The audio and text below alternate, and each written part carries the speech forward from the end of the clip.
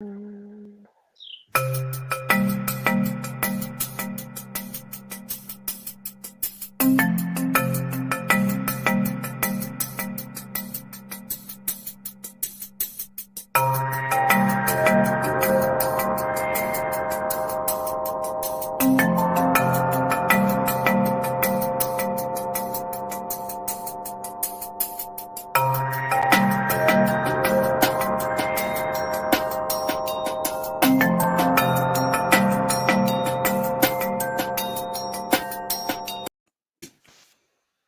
Hello, hello, hello, everybody. Good afternoon. What's up? Hope everybody is doing well today. Eh, Apologize for not being with y'all last week, but the girl was under the weather. Feeling better now. So, how's everybody doing today? All is well. That's No good. complaints. No complaints. That's awesome. Yeah. Out there in Viewerland, how y'all doing today? First person to respond gets to eradicate black spasm button. You have a button so you can show them what they're getting? Of course, do I have a button? Okay, I gotta stop. You definitely had this Erica Badu vibe. And when you asked everybody how they're doing, I think at the beginning of the live version of Tyrone, she says, "Ladies, how y'all doing? Fellas, you just put me in the mind of for Oh, us." thank you. Hey, Some incense. hey, Ivy. We gonna try. We gonna try. That's funny. Whew. That So, that's what you had. We can just substitute the cigar and substitute that for incense, and you Erica Badu vibes only. thank you. So let's get the snaps going. Where did Les go? Right here. Oh, oh, he looking for a button. She says, All right. I don't need a button. Ivy was the first to respond. What's She up, told us Ian? Come on. she told us to have a great show. She said she doesn't need a button. Of course, Oh, you got buttons. Everybody see that? You see that? Or is my name blocking it? your name's blocking it. Let me fix that. Why don't you just hold it up? Mm. He is so special. Scene two. Take three. Oh my Less than the goodness. button. There you go. That's it. Eradicate Yes. black spasms. That's right. Yes. So the first person outside of Ivy to say what's up will get one of our buttons. So um today we're going to talk about where do we go from here? Accountability, is it realistic or a myth? And then sack. Shit ain't Sack. changed. That's what you Well, said. shit. Sack. Yeah, shit ain't changed. I just want to hear you say it so people don't think I'm the one that's always cussing. All right, y'all. So, as everybody probably has heard, Derek Chauvin was found guilty on all three charges yesterday, and he's facing up to a maximum of 40 years in jail, prison. My bad, excuse me. Not jail, prison. I think today they said he's in like protective custody or something. He's not in Gen Pop. Let's put it that way for his own safety. So yeah, there were. I was listening to reactions, and a lot of people were like they were happy. Some people were calling it justice. I didn't call it justice. I looked at it more of accountability, and it took me back to Rodney King. Um, that was also filmed, yet all of the officers involved were acquitted. So I just want to pose the question: what's changed from Rodney King to now? Both were um, filmed. So I just want to know what's changed. And they were both horrific. I mean, even though Rodney didn't die at the hands of the police, they beat him basically within an inch of his life. So what's changed? Why is this one we get a guilty verdict where we didn't get that? with the Rodney King. I mean, nothing's changed. I don't think. Mm. Malcolm X said this: the white man will try to satisfy us with symbolic victories rather than economic equity and real justice. Um, I don't think anything's changed. And just because one cop was, just because he was found guilty, that doesn't erase everything that's going on, has been going on. I'm sure everybody heard about the 15-year-old young lady who was shot. I mean, it doesn't mean anything. And I think, yeah, I don't think it means anything. But Um, so the 15-year-old that got shot, I just woke up and heard about it, but then I was watching CNN and they actually slowed the video down. And the young lady who was killed, she had a knife in her hand, and it looked as though she was about to stab the other young lady because the other young lady was cowering, like she was about to get stabbed. So um, they're saying that the police officer did it to save the other young lady's life. Um, but then, my question is, and I'm not a police officer, this is just a question. Um, at that point, could he have used a taser on her? I mean, would that have been um, effective enough to get her to at least drop the knife? Did he have to use deadly force? Would be my question. So I don't know. I don't know. I'm not a police officer. I don't know what it's like in a heated moment like that. So if there's any officers that are watching, I would really like to know, their thoughts. it's definitely different. I didn't mention it to equate one with the other, but Mm, it's just it's just interesting that you go to sleep with certain headlines and the next morning headlines have changed significantly. definitely, definitely. Um, I don't think what happened yesterday was justice, though. Um, I just really think that he was held accountable for his actions, frankly. And we've got a long way to go. And then Kyle and I were talking earlier, and it's like, okay, well, he was found guilty, but what about the other? Is it four or three other ones? There's Four. four others. What about the Yeah. other four? Um, Ivy says that we know he didn't. Safe arrests are made of violent white people all the time. Hmm. Hmm. Yeah. So I had posted a video on my page the other day of and this reminded me of Philando Castile. There was a white guy that got pulled over, and he had a gun next to him, and he had a permit, and he let the officers know that he had a gun. They drew their weapons. They opened up the door with weapons drawn, asking him to get out. He refused, but you could hear the de-escalation in the officers' voices. Come on, man, we don't want to do this. Get out the car, yada yada yada. The guy in the car refused, and he shut his door. The officers opened it up again. He shut it again. They go back and forth. The guy is yelling at them. He's crazy. Hey, Rhonda. Hey, cuz. Um, and then at the end of the video, the guy just pulls off. He just drives away.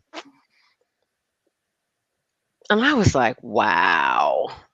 And it really reminded me, like I said, of Philando Castillo, who had his hands up on one of the, what do you call it, the steering wheel or whatever, and he still ended up getting shot. But here we have a white person in a car, and um, he's yelling and screaming at the police officers, calling them names and this, that, and the other, and they're steadily trying to de-escalate that situation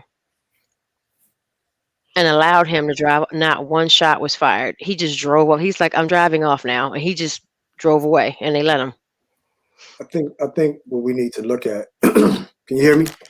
Yeah. I think what we need to look at is power and privilege, right?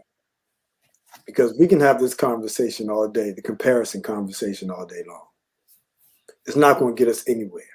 You know, um, we know what's up. We know that.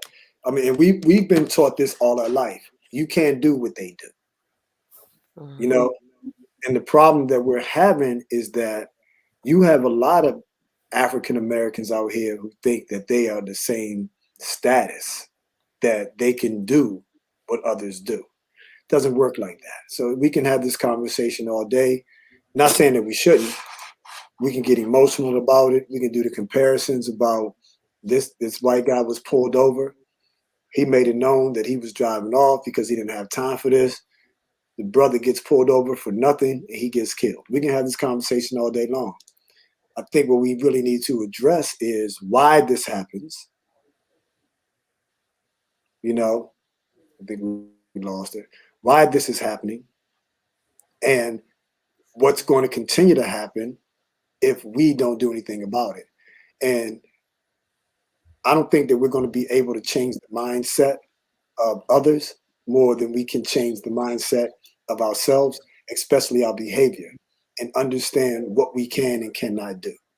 You know, we have to come to a serious consciousness. We're at the crossing. So, and now we need to go back to the crossroads. What are Black people going to do collectively? You know, when I came up with eradicate Black spasms, that wasn't necessarily. I mean, maybe I was looking at it from a broad perspective, but I think looking inwardly, how do we individually eradicate Black spasms? Can we eradicate Black spasms? I don't think so. I think it's something that we're going to always be working towards, but I don't think it's something that's ever going to be eradicated because look at why we were brought over here. We were brought to be a permanent underclass, a permanent underclass. And with that being said, the powers that be never had it for Black people to be in a position of upward mobility whatsoever. And the BS crumbs, and I don't mean Black spasms, the bullshit crumbs that we're getting with your athletes and actors and actresses, with that BS money that they're giving them, you got the money, but you have no power. So what we need to do is reevaluate how we look at ourselves, how we look at one another, and how we interact with the world. And once we do that, because then I think we will look at things from a different perspective. We got to stop protesting. All that protesting and walking up and down and marching and shit, that's played. Because if you look back at the three people that have protested the most, one is gone, one is damn near gone, and the other one is still walking around. And that's Martin Luther King, he's gone. Jesse Jackson, you don't hear about him anymore. And now we got Al Sharpton. You know, no disrespect to Al, but it's time for Al to retire. He's been caught up in too much BS bullshit of his own to try to be a voice for Black people. And I was with I was with this guy the other day who knows Benjamin Crump personally, and he explained to me, and I didn't notice at the time. Mhm. I didn't notice at the time, and fortunate for me, I was in the company of people that will allow me to express myself. And even if they did get offended, who cares? Because we're not trying to offend anyone. And he said that Crump and Al Sharpton, well, he said Al Sharpton will only come for the money. You know, and I likened Benjamin Crump to what they used to call Jesse Jackson. That was the omnipresent, because every time there was a situation, Jesse popped up. Go back and look at your history. He was there.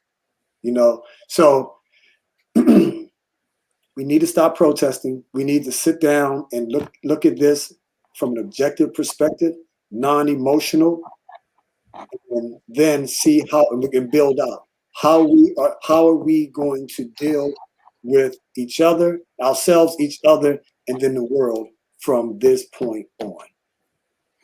So Rhonda says, I saw a post that said black cops are trained the same way as white cops, but aren't making the same but aren't making these same excuse mistakes. What do y'all think about that? I mean, makes sense. Is what I would expect.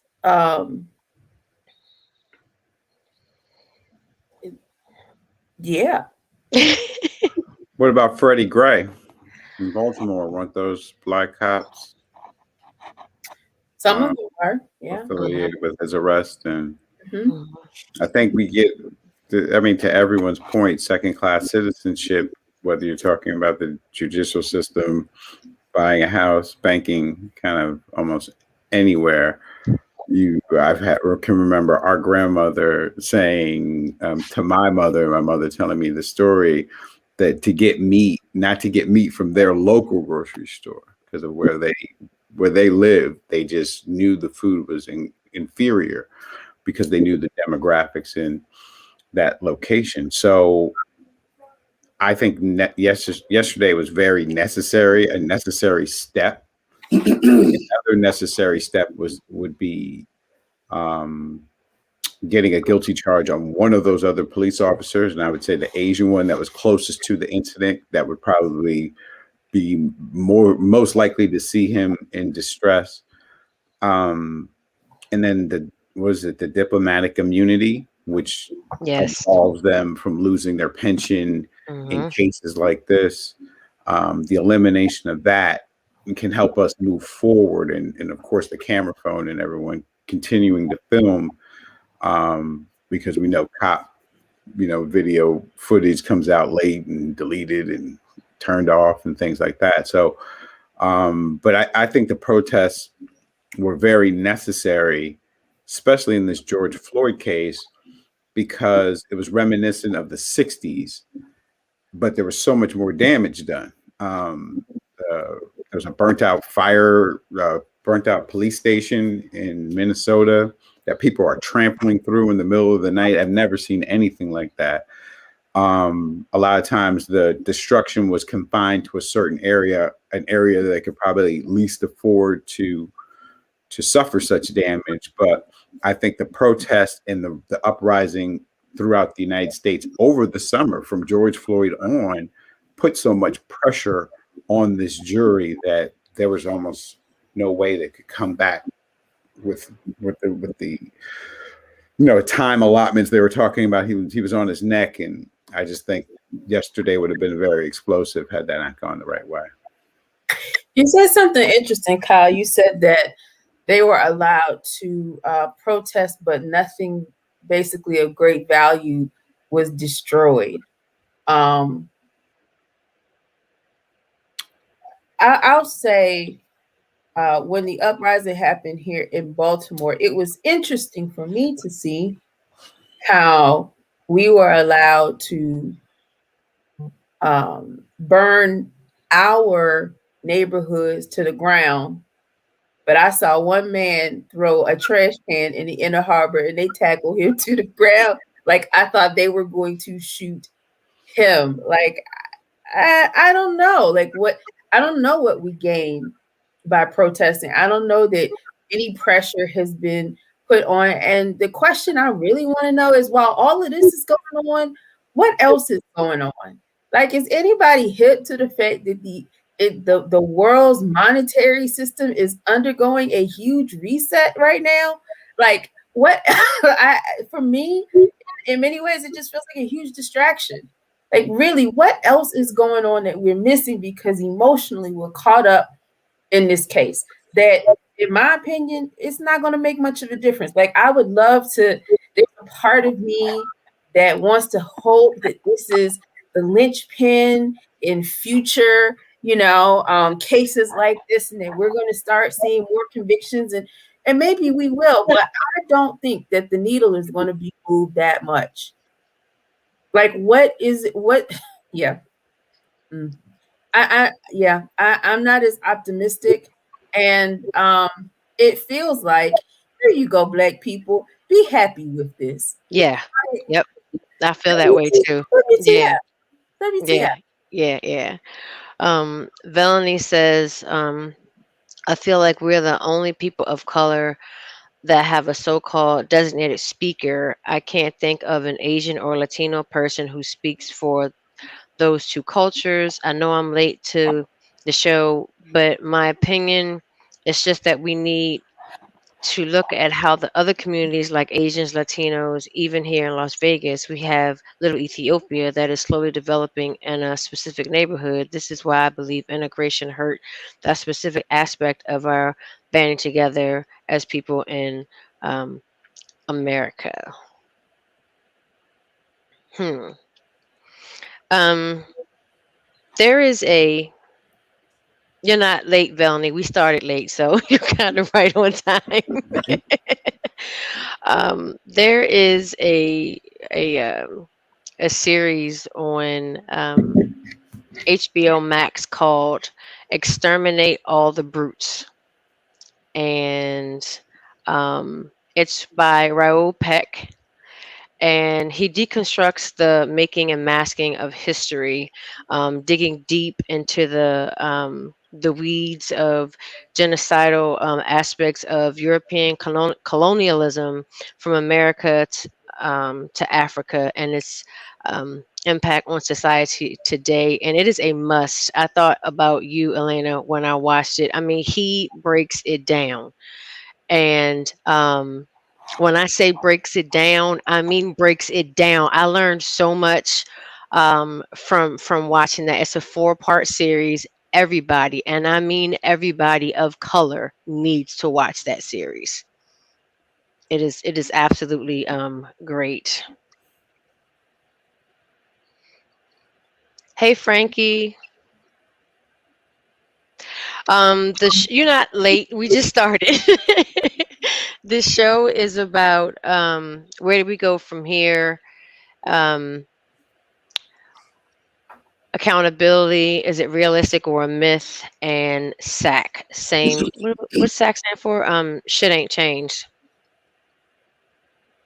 Yes, Frankie, it's on HBO Max. It's called Exterminate. No, Eliminate the Brutes. It's a really really good show. Jermaine posted something the other day. I was calling him to see if he could throw a comment in. He posted something on his Facebook page. It says, "Can't liberate anyone if you don't educate/activate them." And that's Mhm. the challenge that we're having as Black people. And going back to what Melanie said earlier, it feels like we're the only people of color that have so-called designated speakers. There's so much division amongst us that, and trying to discover the truth amongst us um, is difficult because we have, and no one's right, no one's wrong. We have a portion of Black folks saying that's conspiracy theory. We have the other portion saying that's not true, that's not real. We got other people saying I'm in denial. Then you got another group saying, show me the proof. And because of that, we can really never come to a consensus that even though we may not agree, let's get on the right track so we can flush out what we need to flush out to get to where we need to get to, because everything that's going on is nothing but a smokescreen. I mean, who does anyone know what's going on with the war situation? You know what I'm saying? We're damn near What situation? war, war. The United States is at damn near at the brink of going to war. No one's paying attention to that. Did anyone see where Clark in Atlanta, Spelman, and I think Morehouse are now requiring their students to get vaccinated? So is oh, what was it? This is it's a university here. Crap, I'll think of the name. But there's another one here that's doing that as the same thing. Yeah, That you have to be just to come on campus. You have to be right. vaccinated, It's coming. It's coming, but and we talked about that. yeah, it's everything that's going on, as Elena stated. It's a smoke screen, it's smoke and mirrors. We're not really paying attention to what's going on because It's like um, Anthony Browder said they call it monkey media, like the TikTok thing. Every 30 seconds you're on to something different. When your attention only lasts for 30 seconds. And so much is going on, so much is jumping off. We can't even focus in on one thing. Case in point, Nike stock went down yesterday, 4.11%. Did anyone see that? Not that it matters. Why did it go down? Vanessa Bryant, what did she do? Ended the relationship between the state of Kobe Bryant and Nike. Even though it doesn't mean anything, it means a little bit to something, to certain people. Yesterday was a bad day in the market, though, too. Yeah, it was. Market was Right.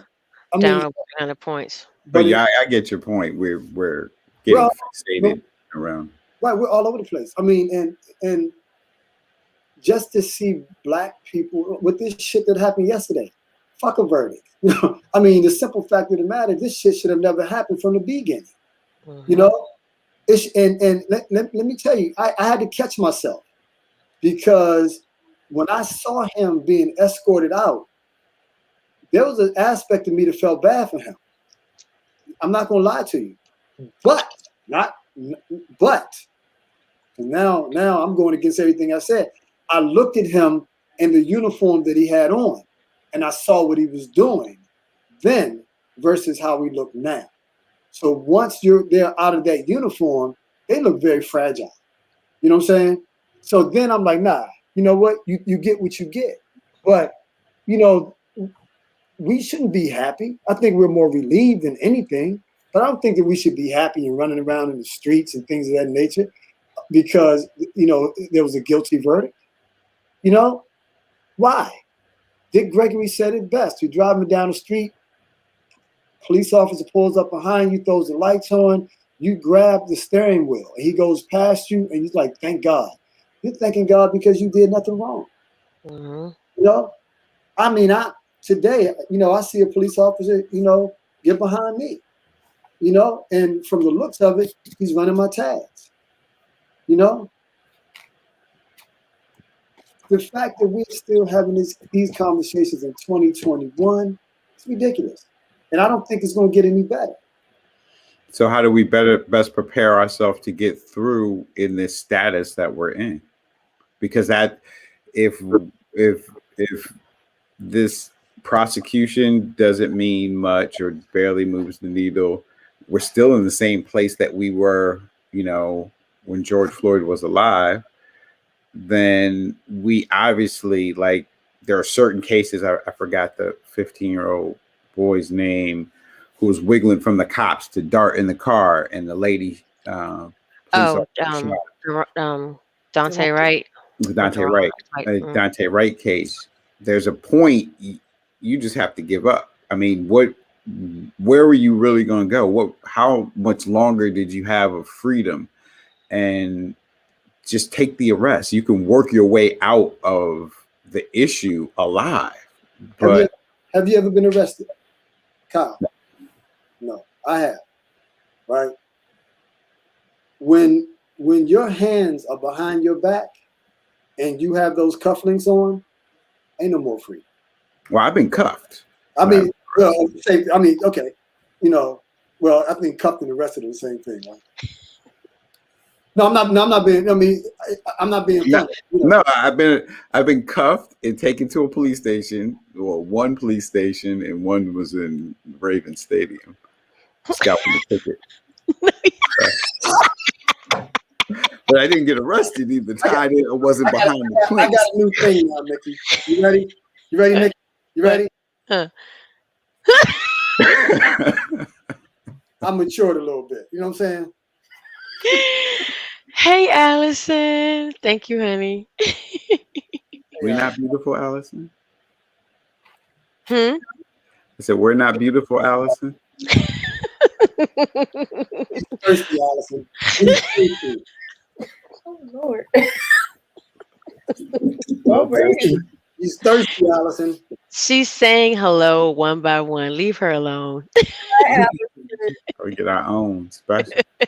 Oh, look at him now. Where's mine?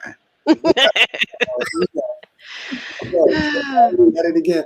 But no, can I read this quote? Mhm. You tell me, you guys tell me what you think about this, right? True justice requires that we come to terms with the fact that Black Americans are treated differently every day. And it requires us to do the sometimes thankless, often difficult, but always necessary work to make the America we know more like the America we believe in. What do you guys think about that? Hey, Allison. That sounds like something Barack Obama said. Yeah, it sounds really because America's never wasn't made Bullshit. for us. Yes, he Yeah. did say it. It's some bullshit. I Barack said Obama did say it. he did say that bullshit. You know what Yeah. I'm saying? Yeah, he said it. What the fuck is he talking about? Mm. What the fuck, Immortal. what the fuck is he Uh, talking? I don't like the motherfucker anyway. Anyways, come on. Frankie said, "I live in Chicago, and this town breaks my heart. A 7-year-old baby in the drive-through line at McDonald's. Someone sprayed the car up to 50 times. He knew it was a target on his head. Put that baby in his car, shaking my head. I weep for my city every night." And you should. And you should. Chicago is really touching Rough. hell right about now. Hmm. Goes back to what I said, months ago. Are we as Black people too broken to be healed? I don't know who said yes. I don't know who said no. But if you said yes,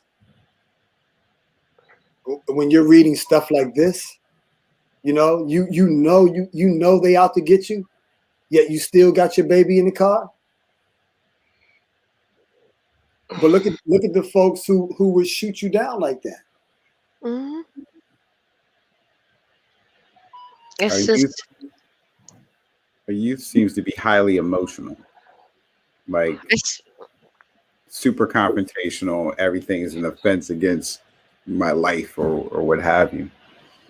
and it's been a lot of taking color out of it. It's just been a lot of youth shooting up with these mass shootings. I mean, two of them were 19-year-olds and killing all these people. And I'm just like, at 19, what is so wrong with your life that you got to take the lives of others? What is going on? Just, you just wake up one day and decide, I just want to kill a bunch of people, and you go out and do it at 19? Elena's getting a download. I know. You see it? You see her eyes going back and Yeah, I forth? did. I did. I was getting ready to ask her And she's getting a download. I mean, well, it's all a part of a system where we're not, you know, minimum wage is not a livable wage. So then the expectation of finding a job with no skills, it means you need other people to keep you alive, which puts you towards street activity or fast money any way you can get it, which ultimately, ends up with usually two different paths, death or jail. So, especially for the black male.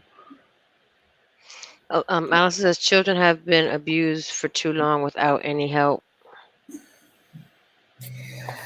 Um, I think some of it goes back to PTSD, post traumatic slave disorder, however you want to categorize it. And to some degree, I think as people of color,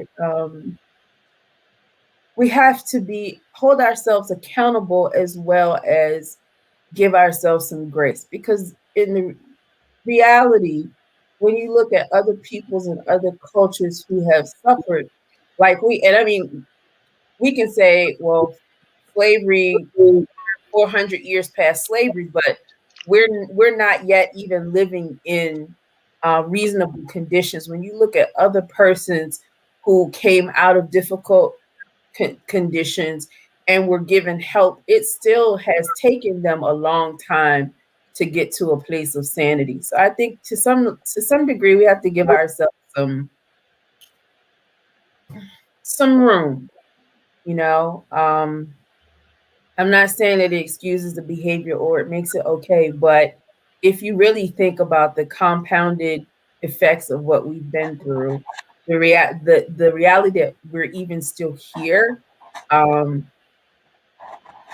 that says a lot. The fact that we're still here, when you really think about how many Black people have been killed in genocides across the world. The fact that we are literally still here, how many Black people have been sterilized, the fact that we're still here, it speaks to our resilience. And I think the arc and the trajectory of our recovery, it's a long one. It's not going to happen overnight, but we didn't get here overnight either. So do I think that we are broken beyond repair? No, I don't. I just think it's going to take more time, and we may not see. There's some things that we may not see in our lifetime, to be honest. Frankie says, how can we get mad at others but we hate each other? We're not good to each other. Hey, Chris, Hey, welcome to the Yes. show. What's up, man? how y'all doing today? Good. We all right. How are you? I'm good. I'm good. Good. So, how did you feel about the verdict yesterday? Um, I actually, when my wife told me what happened before I had a chance to get on Instagram or, any type of social media, and I essentially said, he got exactly what he deserved. Um, we kind of broke down the logistics, and I was asking her like, what is the sentence? And she hmm was like, they ain't say nothing yet. And so today she told me something like 74 years. I don't know if her information was accurate. It's up to 40 years because they would be to run Concurrent. concurrently. Yeah. Hmm. So, and I think the highest one is 40 years because he was 40, guilty on all three, 40 years. Yeah, it's like 40, 25, and 10, the two something different like that. charges. Yeah, but they would run concurrently. Yeah. So when she presented that information, and then she also brought forth the unfortunate information with the young lady losing her life, and I hmm was like, my goodness. So hmm it seems as though we have progression, but then at the same time, it's like, what you thought ain't really what it is. So, That sounds like a poem. What she thought ain't really what it is. Really, in fact,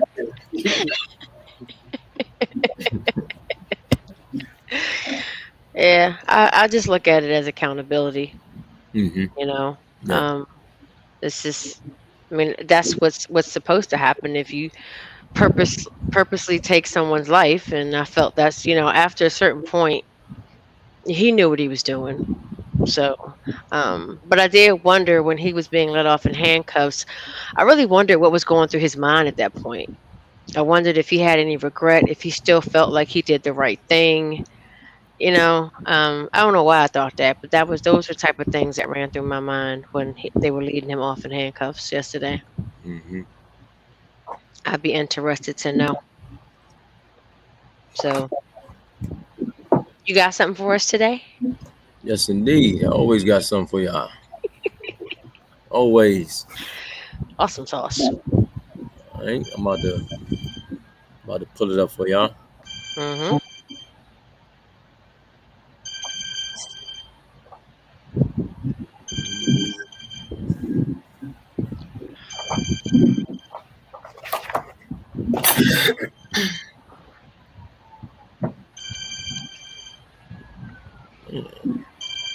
All right. So this poem is titled "Boundless." Mm.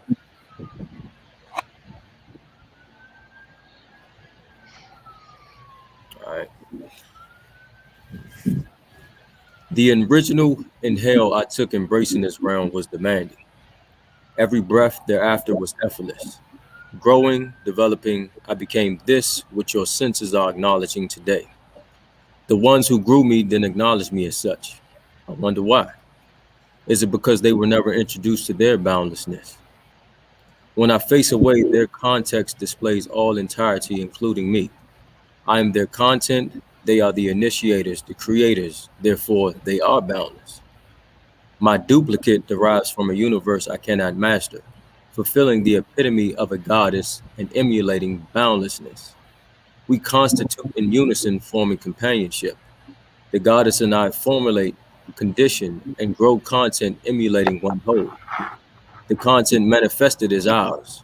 Within this realm, our content breathes better, formulates faster, and are more peculiar and inquisitive than the prototypes. They have our context to guide them to a proficiency that exceeds our utilization and expectation, but concluding satisfaction for themselves. Our content are heirs. They fathom the unbound legacy of God and Goddess. I now acknowledge I am the great wonder who fabricates greatness beyond self. Validity reciprocates. I am a God. I too am boundless. Mm.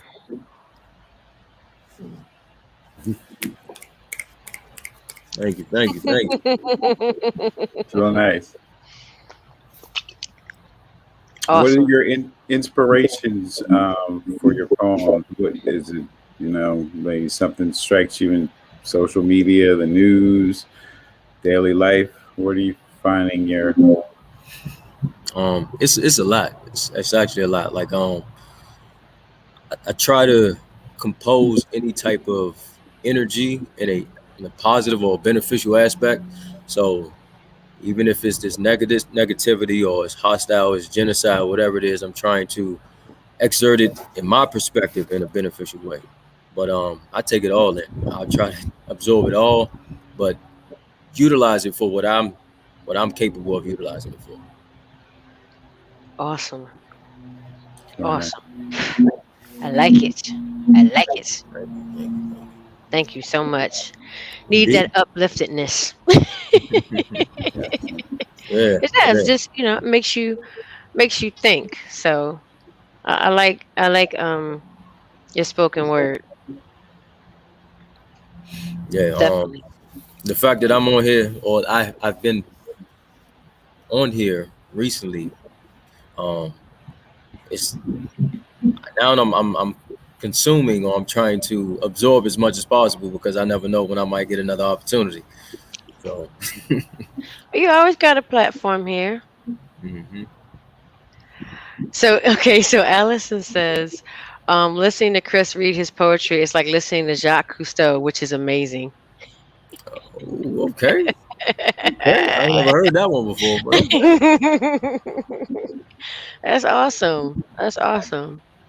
Yeah, we definitely like to listen to your spoken word. So thank you. hmm Appreciate it. Does it like what's your process? Does it take you a long time to write, or is it like, or do some things just kind of come? Man, believe it or not, I got some poems that wrote I wrote 4 years ago, or maybe like 10 years ago, and I go back and modify them. So it just depends on the poem. Some are like timeless, Mhm. and some resonate with me more than others. So I try to instill the current me or the present me into what was me in the past. But yeah, some poems they come out like quick 15 minutes, and the other poems I'm like days, weeks, months, and even years. Cool. So apparently I said the name wrong. I don't know how to pronounce that last name. Correct. Kurak, I guess. I don't. Is he a poet, Allison? I don't know who that is. Yeah, I'm not too familiar myself. I gotta look that up. Yeah, yeah, I know, right? I don't know who that is. So anyway, she said you were amazing, so that's a good thing. Thank you, thank you, thank you. That's a good thing. Cool. I like I don't know. I think I consider. Do you feel like there's a difference between spoken word and? Oh, she said he's a very famous poet. Okay. Yeah, I'm gonna look them up.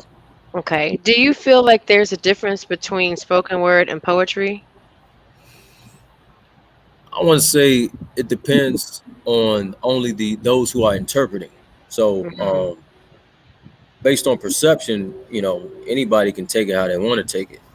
Hmm. Some people can consider it insult. Some people can, the fact that you might be pushing buttons to something like resurfacing from the past, Hmm. and they might can't take it. But essentially, I feel as though they are different.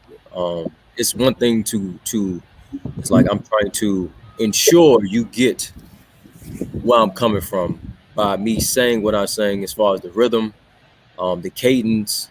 the emphasis of the words being said. So it's like I want to ensure I paint this picture the best way I can paint it versus poetry just on paper. You read it how you want to read it, and that's your own interpretation. Cool. Yeah. I consider what you do to me it's more spoken word than poetry. Um Not that poetry doesn't have a message behind it, but to me spoken word has more of a message behind it. But that's just my interpretation. I mean, I definitely agree too, but I've come across some poems that is like they were mind blowing, and it was only like 4 words. And I'm like, what? Right, right, right. Again, like my mind is taking it somewhere where possibly the actual poet might have not intended the reader to take it, Mhm. but that's how poetry works. Mhm. Yes, definitely. Definitely. Well, you always have, a platform here whenever you feel like sharing. We I love have a having question. you. I have a question for Chris. Yes, sir. Um, are you I'm onto sorry, I the couldn't hear you. are you attempting to project onto the reader, guide the reader in the direction that you want to go into? Yes, I'm trying to tell a story with every poem. They are intentional. There's a sequence of the alignment from beginning to end, next poem, and so on and so forth. So with the book that's being published, um, I'm telling a story, and each story picks up right after another. Even if someone can project it in the aspect of, oh, that was the last decade, or that was 2 decades before, or that was my grandparents, their era, or that was my era, so on and so forth. But essentially, it's a continuation of sequence of actions or encounters, but essentially there's a more. So I'm trying to I'm trying to be very intentional what I say. I'm trying to prescribe some type of curriculum in a very unintentional way as far as poetry. Try to do it in a creative writing way. So Okay. Cool. I have a question for you. I love today's poem. It felt like a little bit of a different vibe when I compared it to your other poems. So I'm curious, like where, if you remember where you were when you wrote that, or what was the spark that ignited those words? so that poem, um, as a father, I'm still new within this experience of being a father. It's some things that I see within myself that were absent, I assume, as far as my father and his role. And I'm trying to ensure that I give you the best of myself, but also understanding and actually seeing or even projecting what I want my children to own up, or at least, you know, be able to embrace within themselves. So for me, it was more so like the more I started wanting more for them, it's like I started seeing more within myself. I Mhm. like that. That's beautiful. Mhm. I don't know how much time, Nikki, you can tell me, because I don't know how much time you have. But Chris actually did a poem for me um, in my interaction with Leslie. And when I first read it, I'm like, I skimmed through it. And then when I went back to look at it again, it blew my mind. You know what I'm saying? I don't know if you have that in front of you, Chris. If you have time. What? Yes, sir. I keep them handy, man. Okay, I I think you keep said them no. handy. All right. Nikki, can he Oh, read? hey, listen, go on, Chris, do your thing. Okay. And this is So this is mine, so don't nobody get no ideas. this poem is called Message from the King. Mm. Witnessing the recollection of an innocent child, he was conditioned to his environment and only grown to survive. How peculiar, distant, and unaware of his truth, it's remarkable how he resonates with queens and kings by frequency and not by relation. Although he is unburnished to the conception of totality, royal compositions made him capable of sensing self. The more he embraced, the more empowered he became. In conclusion, a declared monarch. With understanding, he rose and now he reigns. The king reigns and he grows. The king reigns and grows his child to surpass his conception of ideal. The child is his daughter. She is the rightful heir. A monarch, obviously. She is compounded and reformed through her royalty, though her royalty is used as a means. Divinity and a goddess is where she aims in the end, not the seat on the throne as a queen. Let me say this before we get started. And I consider myself to be semi-intelligent. And I like the poem, but I ain't understand a goddamn thing he said. And I like it. No, That's when you the know some part good shit.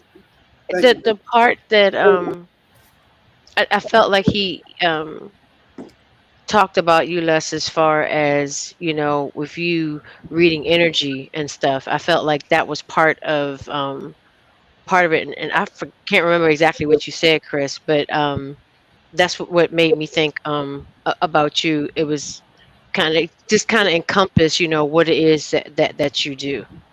Hmm. I don't know if I'm right or not, but that's what I got from it. It's poetry. You can be It's right. poetry.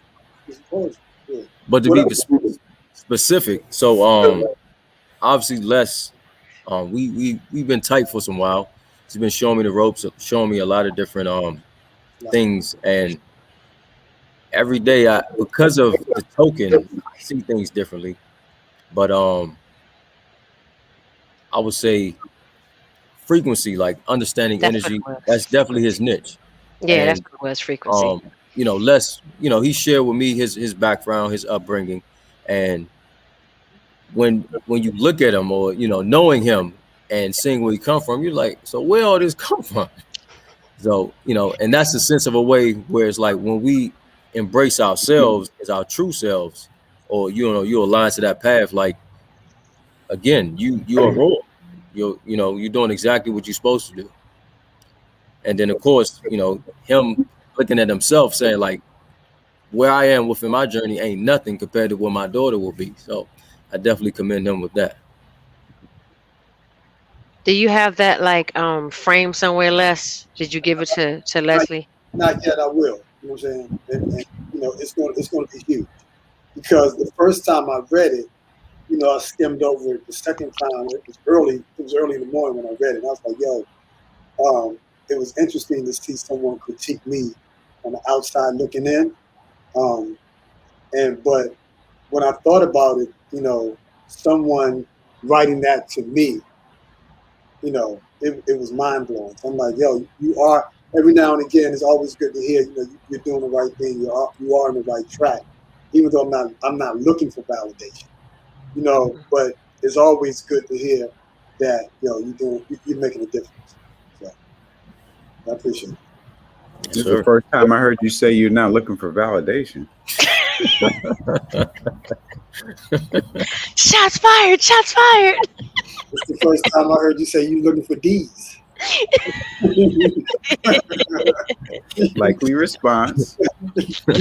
Good. I wait for you to think of something. Oh my gosh, that's hilarious. Well, keep doing what you're doing, Chris. Your spoken word is dope. Love the message, Kyle. behind it. This is for Kyle. Mm, mm, mm.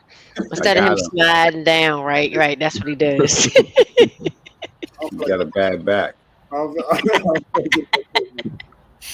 Y'all something else, man. Again, Awesome. I think y'all appreciate it a lot. Thanks, Chris. Anytime. Yes, Thank indeed. you. Y'all good one. Enjoy the rest of y'all day. All Sure. right. Later. I like That you, was. Kyle. Good. Makes it easier. Mm, that was that was dope. Definitely appreciate that. I like his mind.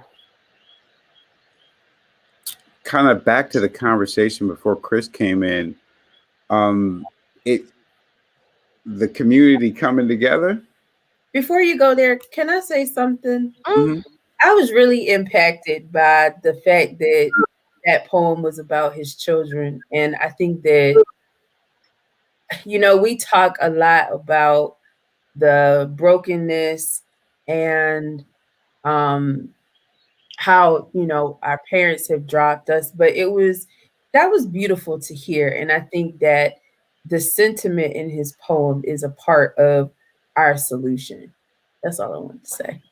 I'm gonna answer this real That quick. issue is beautiful to me. I'm still like, I'm still ruminating on it. But go ahead, go back, KYD. So, real quick, Allison, I'm smoking the cane Habano. Okay, go ahead. I just I'm wanted to sorry, see, the cane Maduro. Go ahead. wanted to see what you guys thought of us. I can't say it's post-slavery because after slavery and Reconstruction, we had our own. If we look at Rosewood, Florida, we look at Tulsa, Hmm. Oklahoma, we were doing it for ourselves. There was a community in North Carolina, I think it's called Fayetteville, that Hmm. had a black government, and Hmm. then that was all taken from us. Hmm. Um, in Jim Crow 40s and 50s, we used the black bus stations. We went to juke joints. We, since we couldn't use white facilities, we supported our own. Then we got our equal rights, and then the black businesses dissipated because we all went to mainstream America businesses that shut us out. So now we're in a place where it's almost every person for themselves. So you can get a Tyler Perry that can take off, or a Jay-Z that can take off, or Oprah, but the masses are not going to ascend like that because the Rosewood experiments, the Black Panther experiments. It seemed like all of our when we come together, we're disbanded. But I think there's intentionality in that. Steve Coakley talks a lot about the boule, and I think that there is a segment of African Americans. You could call them the talented 10, but they are selected. Oprah was selected. Jay-Z was selected. These people are selected to be where they are and to do what they do. I think what we have to do is stop looking to them to be like our saviors or looking at them as our role models. I'm not sure that they are. Um, but they are they're a little bit of a setup, if you will, you know. No, I mean just like making it in your field. So not to say you want to be them, but so what you're saying is to be in an Oprah or Jay-Z or Puffy or any of these type of positions, you're basically an overseer to us anyway. So you're being controlled. And so is that the only way to make it here? So is that what's the route then if you're not looking to, I'm not saying necessarily entertainment. I'm just saying to make it, to have a successful company, be a black Jeff Bezos. I don't care. Rhonda says, so true. We barely have black beauty supply stores. We go to the Asian stores to buy our products. Just sad. Let's go back. And she's right. But I want to go back to what Elena said with Steve Coakley, right? I like the fact that Elena brought up your Jay-Z's, your Oprah Winfrey's, and the selection. Minister Farrakhan said right after Barack Obama was elected for president, he said, you got to understand that he was selected. He wasn't elected. He was selected to be the president of the United States of America, right? Our problem, in my opinion, is this. We have been looking up to the wrong people, right? Beyonce. I know many people that can outsing her. To me, and it's no disrespect to her. You know, Right, right, right. one of my favorites is Layla Hathaway. I was fortunate Mm. enough to stand beside her one day, Valentine's Day at the Warner Theater in DC. And she's like, young brother, can you hold my purse? I'm like, yes, I can. You know what I'm saying? You know, Layla Hathaway. You have all of these people out here that that are true to the game, but don't get the publicity. Jay Phyllis Hyman. Phyllis Hyman? Hmm. Oh, yeah, Phyllis Hyman. But Hmm. look at who we have been given. You know, even down, it really breaks my heart when I see people praise LeBron James the way they do. It breaks my heart, right? They have promoted him to be the spokesperson for black people coming out of the NBA. He doesn't speak for everybody. He doesn't. You got lawyers out here that don't get the publicity that this brother gets. But they put someone in front, they put people in front of us, and then they expect us. Let's go back to what I read many sessions ago. You know, the plan was we will empower black people in the area of sports and entertainment. Those two areas.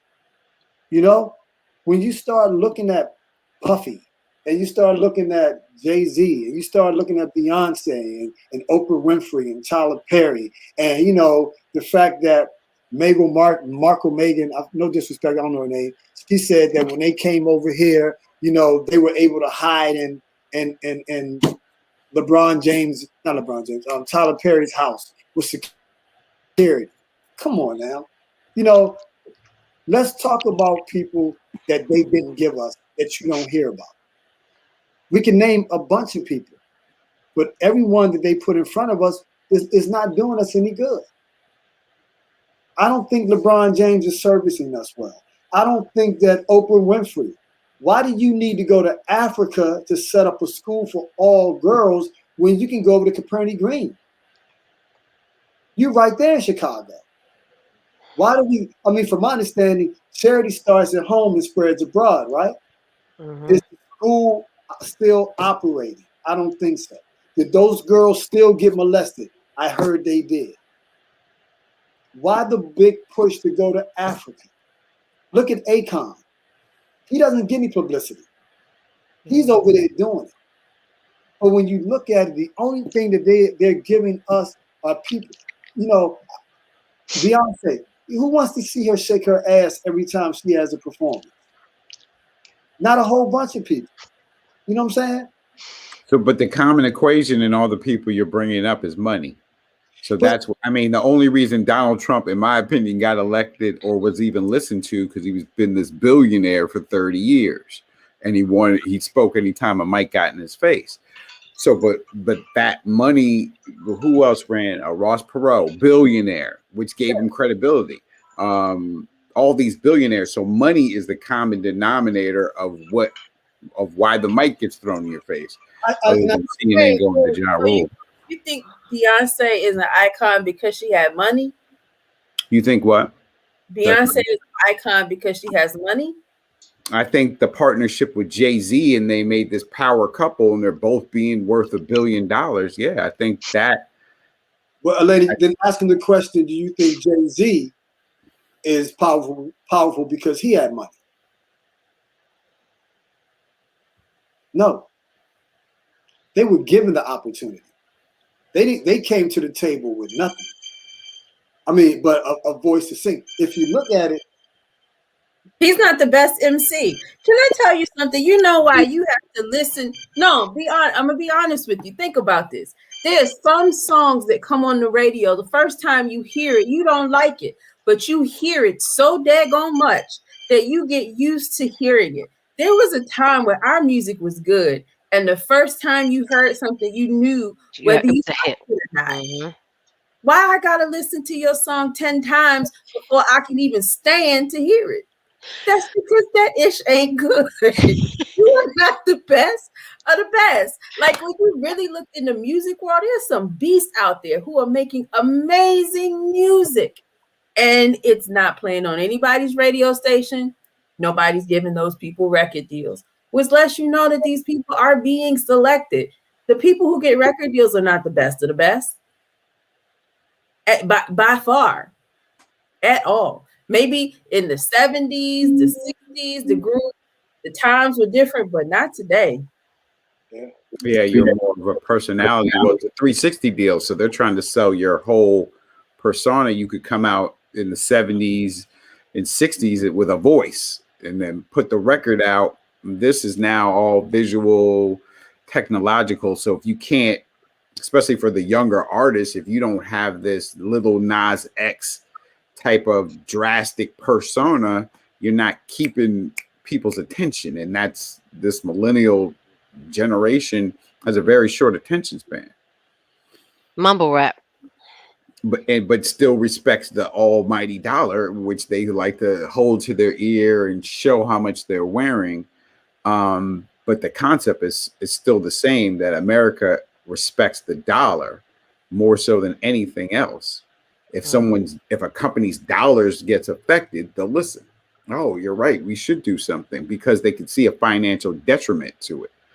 Um, and that's, I don't know. Well, I do know why, but why we take such credence in people that just because they have a lot of money. So that's what you're saying about LeBron, Oprah, and all these people. They just have a lot of money that doesn't give them any credibility to speak on whatever is outside of the arena that they made their money in. Right, but the problem is you have so many people that continuously follow them. You know,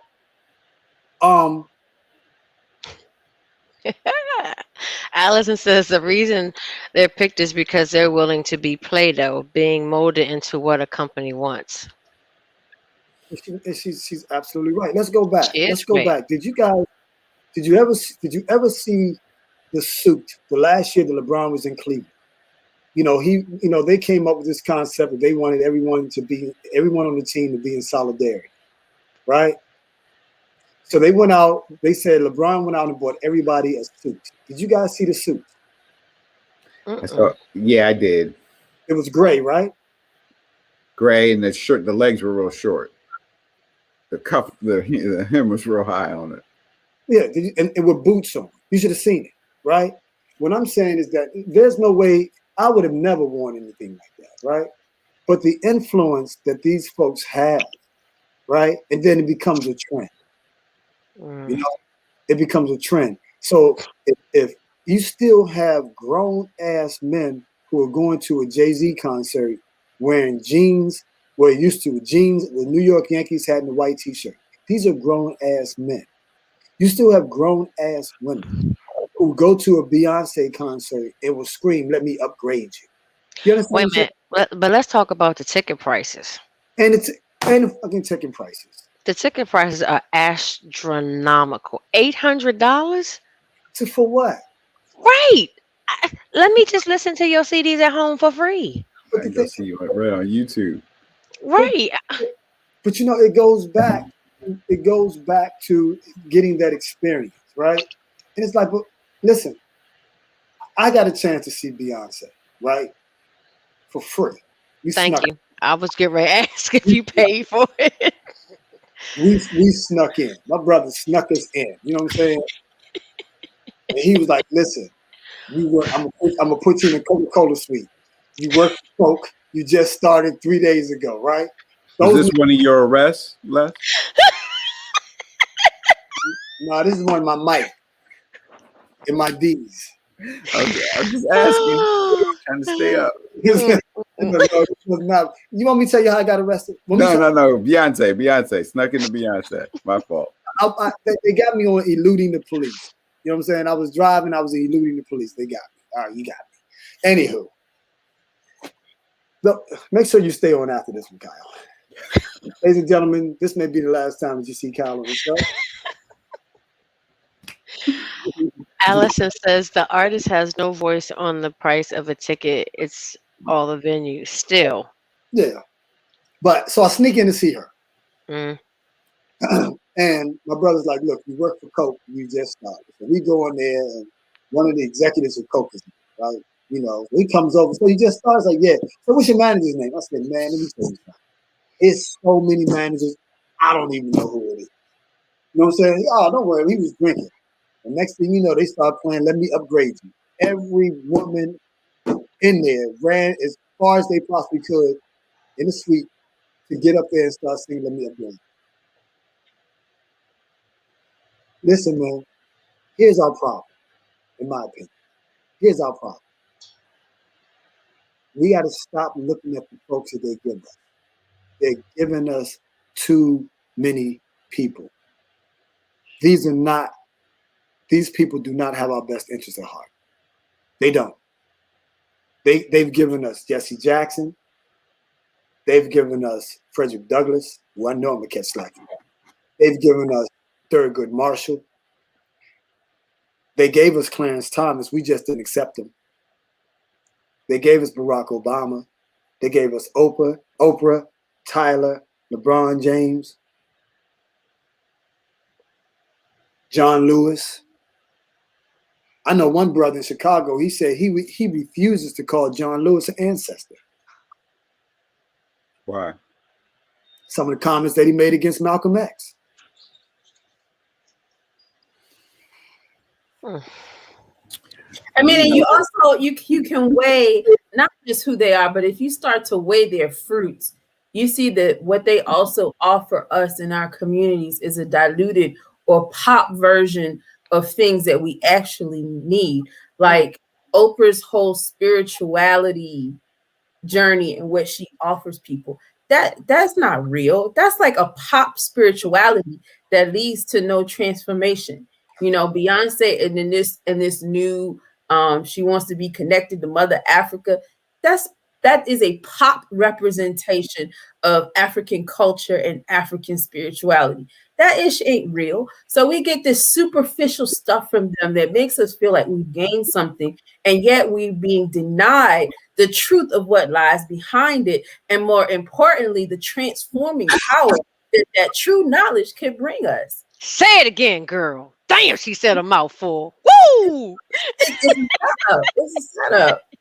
It's amazing. I love when she get passionate, boy. I mean, and I appreciate the non-fluff perspective that she's given as well. Exactly. You know, and like I said, Malcolm gave it to us. He gave it to us raw. Yeah, he did. Farrakhan gives it to us. However, you know, I'm looking at that from a different perspective. You know, But I like the fact that, you know, with Malcolm, we've been stuff's been sugar coated for so long. You at some point you have to rip that band-aid off and have the truth. And the problem is that people don't want to hear the truth because they've been, you know, it's been sweetened up, you know, for such a long time. They don't like the taste of the truth. They like the sweetness. Right. If you were to tell people that Barack Obama did nothing to empower the black community, you damn near lose your life. Not my president. You know what I'm saying? He did. They made a god out of this cat. This was the first president of the United Snakes of America with a t-shirt. I was at the inauguration. I saw the t-shirts. Vendors. They made this cat a god, and no one held him to his policy. They don't even know his policy.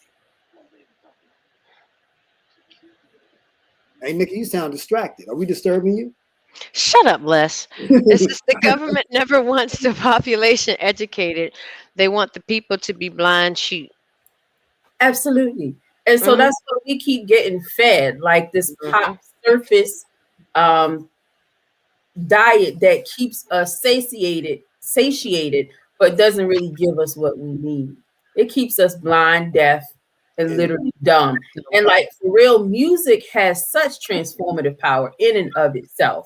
Like Black people have music as an art form and a culture down like nobody else does, but it's been diluted, and the music that speaks to the soul, you don't hear that on the radio no more. No. Like to me, Eric Roberson is a great artist, but you don't really hear him on the radio. Love Eric Roberson. Is he the one who said he couldn't hear me over the music? Mm-hmm. Because he had a song with him and Layla Hathaway. What? I'm back. I mean, y'all remember the beef? Well, it wasn't a beef, but the year that Alicia Keys came out, and so did India Arie, and they were kind of neck and neck, but India Arie didn't win anything, and Alicia Keys won all the awards, and it was so painfully obvious that her music did not have the same depth nor soul. It was just real pop and surface and fluff. And she didn't have the look. You know, that's another part of it too. When was the first time you guys saw Alicia Keys? Mm, you mean for one of her songs? No, just period. When did you first know who she was? Yeah. Cosby. I don't Oh think I knew her from yeah. I didn't know her from the Cosby Show, but I didn't realize it was So her. yeah, Yeah. she was on the Cosby Show. Mhm. Mm. She was on the Cosby Show. So Allison says Hazel Miller is an amazing artist, and you never hear her on the radio. I don't know who that is, Allison. I'm gonna have to look her up. We definitely gonna have to look her up. But what I'm saying, those with consciousness we don't hear about. You know, here's the problem.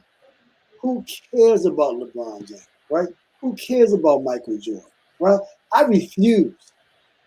I refuse to go and pay top price for an NBA game. They they make too much money. The food, the quality of the food sucks. The prices suck. They make millions of dollars, right? Millions of dollars. Why would I want to go support that for Or entertainment or purposes? hi- or it's Jordan's shoes. That's another thing. I see cats wearing these Jordans all the time. I'm like, what is? I forgot, and I'm going to look it up right quick. It says black people are slaves to hair and music, hair and shoes. The average dollar stays in our community for 6 hours. Damn. And Mm, other races playing on that. mm, mm. Like I'd be interested to know how many blacks have a savings account with something in it, other than the $5 if you had a credit union that you needed to open it. Well, look, there are some young people who are catching on, and there's definitely a movement of young Black people who are intentionally not only investing in the stock market, but all types of cryptocurrency. And millionaires and billionaires are literally being created overnight right now, which is so crazy because we're supposed to be in this very hard time, right? But a lot of people are benefiting financially. And there are a lot of young Black people who are hyped to the game, and they're playing and winning. Good for Every them. day for themselves. So if you can find your niche and find something you're good at and can follow the stock market, real estate, crypto, you Mm-hmm. can do it. You know, but it seems like do we get a community? Do we tap people and do this? And do we bring other races will have a consortium of friends and we let friends in on different things that we know or different things that we've learned or different trends that we've observed to try to make the whole consortium better. Mm-hmm. We don't seem to have those. Oh, but we do. You just got to know where to look. We do have Right. we do have those places where people are gathering and having those conversations. I think you just have to find, sometimes you have to look and you have to find the community. But those communities, they exist. Just for us. Yeah, just for us. Mm-hmm. And going back to what we've been talking about, no one is talking about that. You know, I'm looking up Hazel Miller right now. You know, thanks Mm-hmm. to Allison. You know, I've never heard of Hazel Miller. You know, if I have, I didn't pay attention. But you take someone like her who's conscious, she's not going to get any airway. You know, you take these conscious folks, you're not going to get any airway. We keep getting the BS, and we keep falling for the BS, and therein lies the problem. To me, Jay-Z, Beyonce, Oprah, Tyler, they're no better than Clarence Thomas. Hell, I'm a Fannie Lou Hamer fan. You know, even Rosa Parks. I understand that was a stage. You know, so in the movie Barbershop with Cedric the Entertainer, um, in his role, he said Rosa Parks just sat her tired ass down. You know, Farrakhan came out and chastised him about saying that, but the reality was, you know, it was a statement. It was. You know, It was. why you Mm-hmm. laughing at? Oh, it was a statement. And the thing about it is, you know, but no one is talking about Fannie Lou Hamer. You know, no one is talking about Gil Scott Heron. You know, no one is, and you know, he was on what? what is it called? It comes on Oh, unsung? unsung. He was unsung. You know what I'm saying? You know, we're not talking about these people that who made a difference in our lives from a conscious perspective. Beyonce doesn't add any value to the lives of black people whatsoever. But you have black people out here who will spend money to go see her. Let me explain something to you.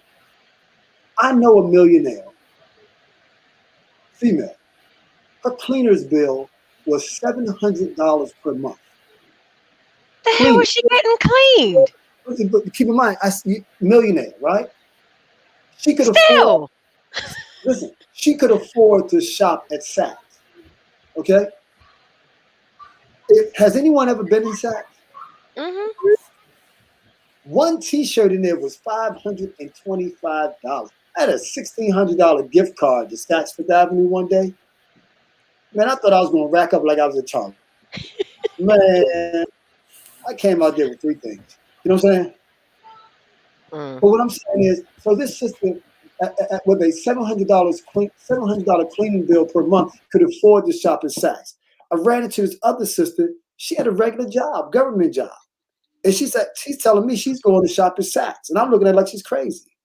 You know, the problem is that we keep jumping off in stuff that's not benefiting us. It's anti-us. It's anti-us. Taking your kid to see LeBron James, to me, is anti-us. He's not doing anything for us. And they say, well, LeBron, if Ike was on here, he would tell me stop hating. You know what I'm saying? But what have these cats done but provided some form of entertainment? I don't need to be entertained. I want to be educated. But Allison, see, I'm going. Allison said, in the cigar community, much of the black community, especially the females, are truly supportive of the black-owned shops and cigar makers. So you could get a meal less for what, $20, $25, healthy, sustain you, but you can go out for a meal that'll charge you $150. Right. So why do that?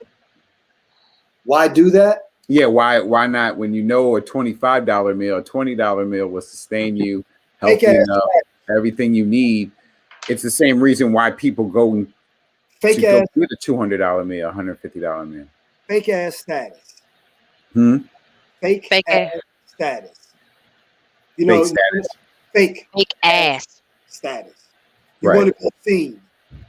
You know, you want to be with the in crowd. But the smart person knows, get the $25 meal that's going to provide you with sustainability. This is our problem. Let me say this. I used to live in San Diego, and I was at work one day, and I ran across I was looking for a new job, and I submitted my resume, and they called me back for an interview. I drove a ways out to go to the interview. When I got there, it must have been about 100 other people. So they were calling people to come into this room. So they called myself up like second to last. So they called me up. I go in, and they pair me with this other Japanese, the guy from Japan, Japanese guy. He's older than me. So we're sitting in the car, and he's telling me, two of them, two of us. And the positioning was great, right? They put him in the front, they put me in the back, and two of the reps were beside us. So here he was trying to feed his family. I'm just looking for an extra job. And they said, well, what kind of business are, he said, did you tell them the business that we're in? He said, no, we're in the pizza and roses business. Pizza and roses? So he was explaining to him, yeah, that we go door to door, we sell pizzas. Let you know how long ago that was. You ain't buying no pizza from a stranger nowadays. So when we get there, they take us into the neighborhood that I'm familiar with. So here I am, I got my suit on. This guy got his suit on. He said, you guys had the best, you guys had the best resumes. And I'm like, yo, that's bullshit because I'm too young for this, right? So they take us into this pizza shop and they said, well, the first thing that we're going to do is we're going to box pizzas. And then they was telling us about this black dude, young guy who dropped out of high school, right? And he started doing this, and next thing you know, he's damn near a millionaire driving a sports car. So so I'm leery about the whole thing. So we're sitting in there, and they want us to fold boxes so then we can go door to door. All of a sudden, this young black brother pulls up in a sports car, right? On cue. On cue. You know what I'm saying? On cue. Folds a few pizza boxes and leaves, right? This is what they're doing to us. This is what they're doing to us. And we keep falling for it. We have to stop falling for it. Take your kids to the bookstore. Take them to Barnes and Noble. Have them sit down, right? Get rid of their social media. Let them understand what's going on in Black, white America. And let them know where they are going to be in the next 15 to 20 years if things don't change. I mean, I'm all over the place. Blame it on Franklin. Y'all know who Franklin is?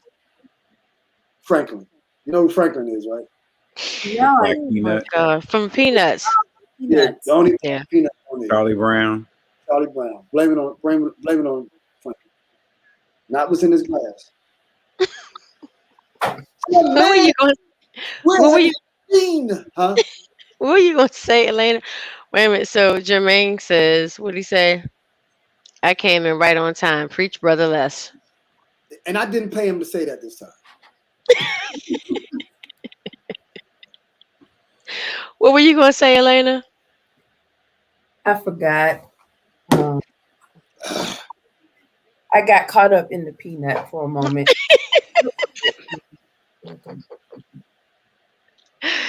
I will say this, if I'm allowed. Nope. Are these shootings random? Why George Floyd? Who was he connected to? Right? They're not killing black people like that in DC. Why George Floyd? Why the gold casket? You asked that question before. Yeah, and we haven't gotten a response yet. Well, I mean, you know, he had NBA friends, so they might have. Fuck all that. You know what I'm saying? No. But I mean, that's the same part of the argument on why we buy Jordans and why the waste of money to. I mean, I don't know what the significance of a Why gold a casket. gold casket? Why so much attention? Let me tell you something. Jermaine said this when Kobe died. For those who know, understand when it's your time and when it's your turn. If you guys understand that. I understood that. What is the connection between George Floyd, the other brother that just got killed? What's the connection? Didn't somebody babysit somebody? Like they do have a connection. There's a connection to all of this. Yeah. The George Floyd's ex-girlfriend, was at the school where Dante Wright was. Right. Was George Floyd's father 33-degree Mason? Well, something about Jermaine said masonry. So Right. We don't understand it. We don't understand. And here, if we understood this, then we can understand what's really going on with us.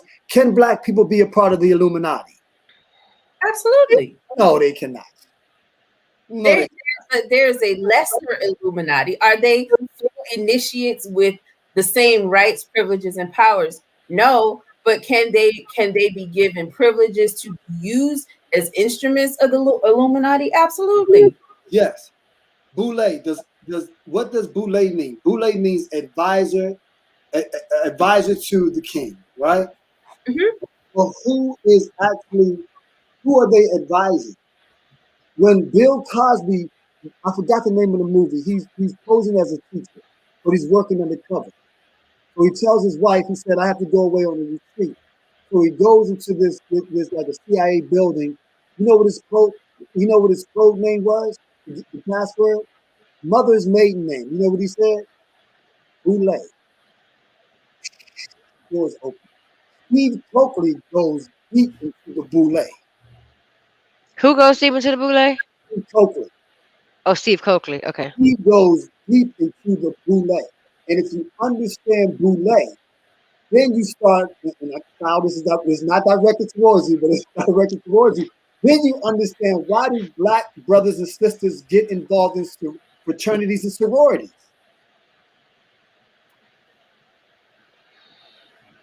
Can I read a little bit? Oh, go ahead. Okay, you guys are not going to give up the secrets. Kyle, will you give up the secrets? No. No. No, he will not give up the secrets.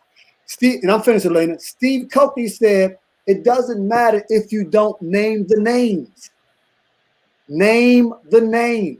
Once you name the names, then we're going somewhere. And I'm not asking you to, because I wouldn't do that. You know what I'm saying? Right. Yeah, I wouldn't do that. But you understand what I'm saying. I do. Go ahead, Elena. Okay. Marcus Garvey said the boule was utilized effectively to limit the power and influence of Marcus Garvey. A meeting of all the prominent Black newspaper families and editors from the Amsterdam News, Chicago Defender, Pittsburgh Courier, the Baltimore and Washington Afro-American newspaper took place in Washington, D.C., where Masonic orders were given to either not discuss Garvey or deem him persona non grata so that no one would follow him and his Back to Africa movement. I read the wrong thing. But anyways, further down, it talks about a gentleman named R.R. Morton, who played a vital role in sabotaging Garvey as well as the Tuskegee syphilis experiment happening on his watch while head of Tuskegee, signing off on the experiments carried out on African citizens for over 30 years with the acknowledgement and support of the U.S. Department of Health. This is a Black man. This same Black man will go on to open a hospital for African or Negro soldiers in France. And his orders are that he was to prepare Black troops so that they might return to life in America properly. In other words, his job was to keep those Africans in check. But to go on, it should not surprise you that a Black man would agree to do such a job when you realize that this is the nature of the boule man, one who wishes, as said on page 28, the boule's history book, to create an organization which would partake in the tenets, basis, or root of Skull and Bones at Yale. So, yeah, that Skull and Bones thing ain't no joke. But basically, it just talks about how Blacks are under the control of the larger Masonic society. They round up doctors, lawyers, real estate owners, and celebrities, commandeering the agenda of the Black masses who look to these successful Blacks for influence and direction. That's from Symbology, Psychological Covert War on Hip Hop, Book 2. If you like order, don't get this because it's all over the place, but you know, it's cool. Professor Griff wrote it. I bought it, just signed it, and I met him. I have the first one. But it's a good one. You can't. It's not ordered. You gotta just go with it, which is why I lost my place. But anyway. Well, yeah, I think when we go back, let's go back to Elaine Locke and the Rhodes Scholar. Why would a Black person nowadays call himself a Rhodes Scholar? You know, Elaine Locke was used to go against Marcus Garvey. When they realized that Marcus Garvey was influential in getting Black people damn near to go back to Africa, they created the Harlem Renaissance. You know, who were Malcolm's parents? His father was worked with Garvey. They were Garvey. They were Garvey. Mm-hmm. Yeah, they were Garvey. You know, like I said, I don't knock those in sororities and fraternities or the talent and intent. However, what I will say is that there is such a privilege that comes along with that. You know, that when you look at Elaine Locke, why would Elaine Locke agree to go against Marcus Garvey, Adam Clayton Powell? I don't know if it was him. Why would these guys agree to go against Marcus Garvey when people are trying to do things for black people? Going back to what we've always been saying since I got on the show, it's all about money and the damn thing funny. You got to have a con, and this And man, this you know. So when you start understanding, if you go back and when Steve Coakley died, his son took a lot of his YouTubes off. Even if you got to pay for his YouTubes, listen, you can spend hours. Steve Coakley at the Slave Theater, 1, 2, and 3. You know what I mean? Hours of lectures. Go back to Neely Fuller. I forgot the other guy's name, but they talk about the influence that the Boule has had on these black men, such as the Talented 10, that they've been used to go against the movement of black people. Go back and understand how the Harlem Renaissance got started. So we are always shucking and jiving and entertaining, but they're handling the business aspect of it. What's the Talented 10? I never heard of that before. Elena, you want to answer that?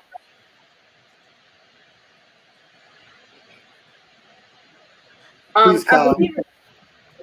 See you, Kyle. Yeah, I'll see y'all Was later. it See you, Kyle. W.E.B. Du Bois, Boys, who yes. um They wanted to come up with like that core group, you know, that core group of individuals that could lead the like other. said everybody was not fit to lead. Correct. Only the talented 10th. Those are the people who should really set the direction and the tone for the movement and growth of the Black agenda in America. Which isn't that a class system? I mean, basically, he was certainly a member of the Boule Bell.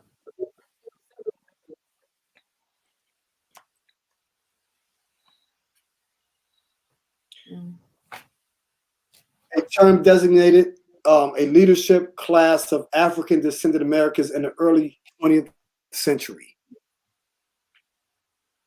Are we still? Everyone still here? Mm-hmm. Talk to me about Dick Gregory. What do you think about him, Les? I love Dick Gregory. Elena, Nick, you still there? Yeah, I'm here. Okay, I'm sorry. Things were, Dick Gregory, very influential, very smart. You know, he also hung out at the Playboy Mansion. He was the one who turned Bill Cosby onto the Playboy Mansion. So everyone has their flaws, but overall, I thought Dick Gregory did a great job of keeping black people informed, and he did it in such a way that was comedic and on point at the same time. Because although he kept us laughing, he was informing us.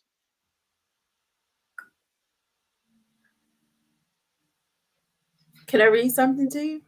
Let me know your thoughts. In 1953, Hugh Hefner set up Playboy, which was eventually revealed to be banked by the CIA.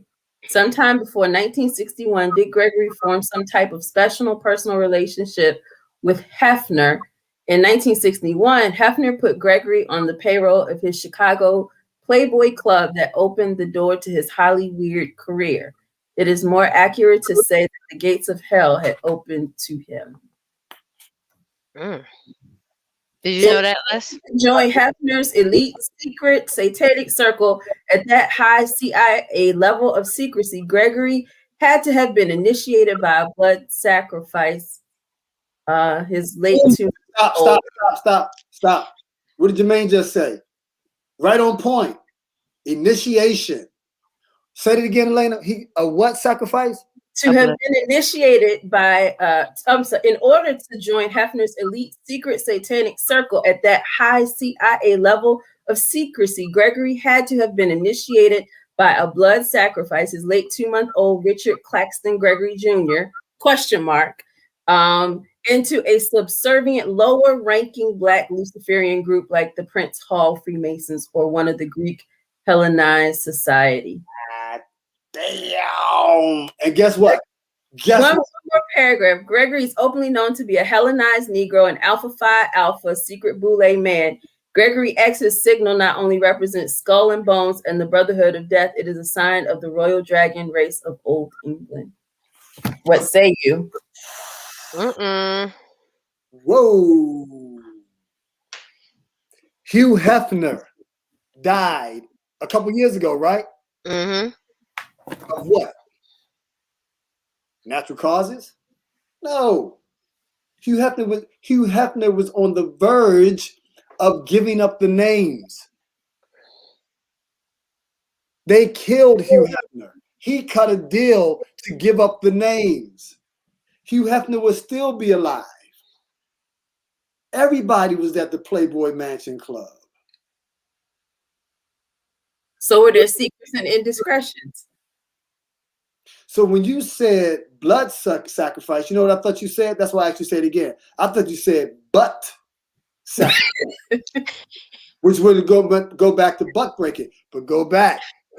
Thank you, Nikki, for putting that up. His time or his turn. Much like Epstein. That's why he Huh? mysteriously died in jail. Who? Epstein? Epstein. Hell Mm-hmm. no, man, he sacrificed him. He fell on the sword. He fell just like what's the police officer's name again? Yesterday? Oh, Derek Chauvin. He fell on the sword. But why is it that Oprah felt it so necessary to expose Michael Jackson that she actually had a whole special on Yeah. him? But Jeffrey Epstein is your friend? But guess what? Who can trust Oprah?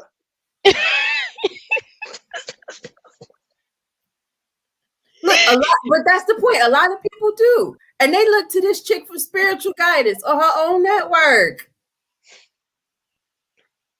Ooh, I guess Oprah's the guard dog. So Allison says, who do you think is making a good difference with a big voice these days to the black community? Man. In the famous words of Keith Sweat, nobody.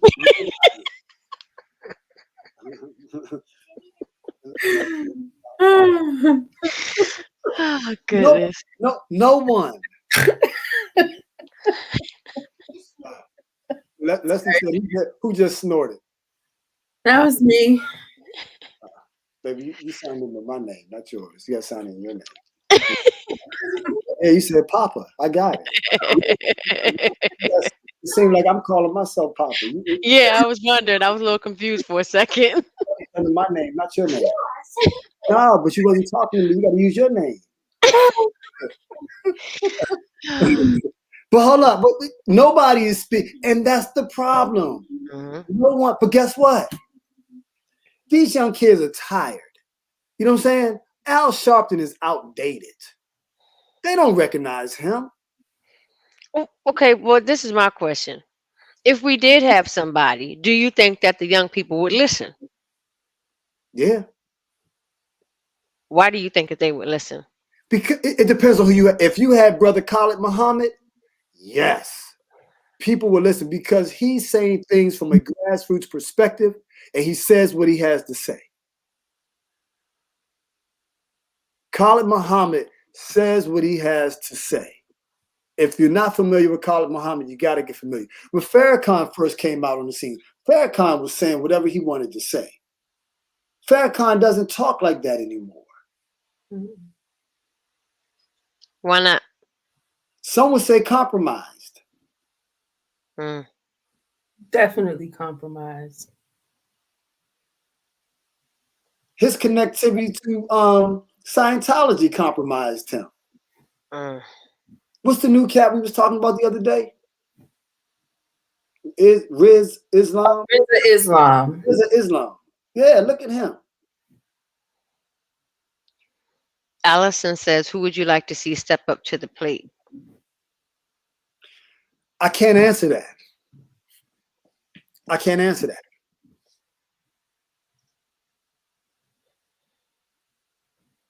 I mean, I think Bill Scott Heron got it right. The revolution will not be televised. And in so many ways, that's not a function of just like waxing poetic, but I'm not sure that it can be given the fact that every leader who was real, and had integrity, they're dead. So I think in some ways, some moves have to be made in pseudo silence. Nobody don't want to see them die. Stay covert. Right. It's like Jermaine was saying. Don't. What did Jermaine say? Don't make your plans public. Bad Jermaine said, boys. to keep it, amongst, your folk. Just Yeah, bad boys don't travel in publicize. silence and violence. Yeah, travel in silence and violence. You know, Mhm. are you guys familiar with the Last Poets? The Last Poets. Uh-huh. Mm-mm. They did a song called "Niggas Are Scared of Revolution." Mm. Get a chance to check. Go to YouTube. You get a chance to check it out. Niggas are scared of revolution.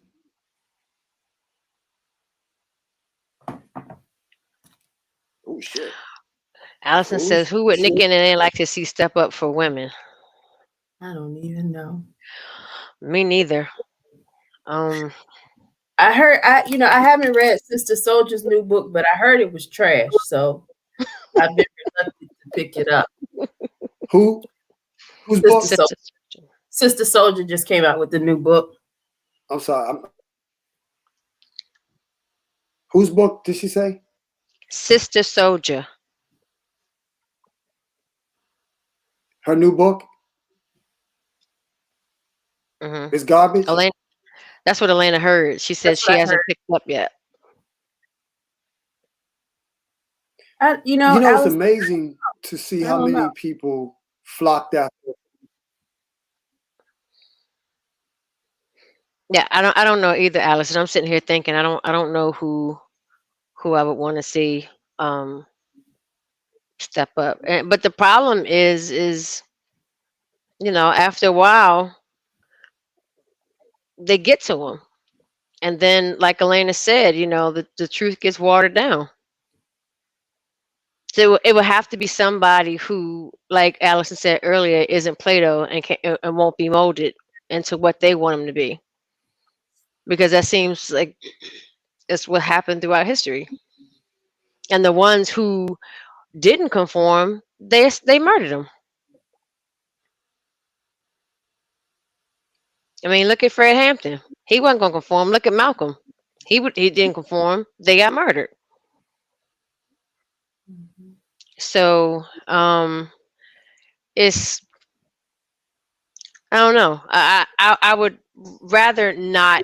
I I think I would rather not have somebody step up. To be honest, um, just just kind of like, and even at the grassroots level, you still have to be careful, because if you start to make too much noise, and then you have a target on your back. You know what? It's interesting that you didn't say, and I'm not saying that you would say it, right? Mm, But you didn't say Kamala Harris. no. I like that. I like the authenticity in you, that you're not going along just to get along. What about Mm-mm. Michelle Obama I thought about her, but I feel like she might be a little bit too commercialized. or Um, compromise? yeah.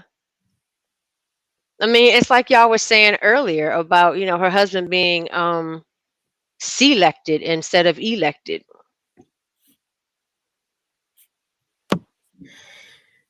So, and Jermaine says you either get down or lay down.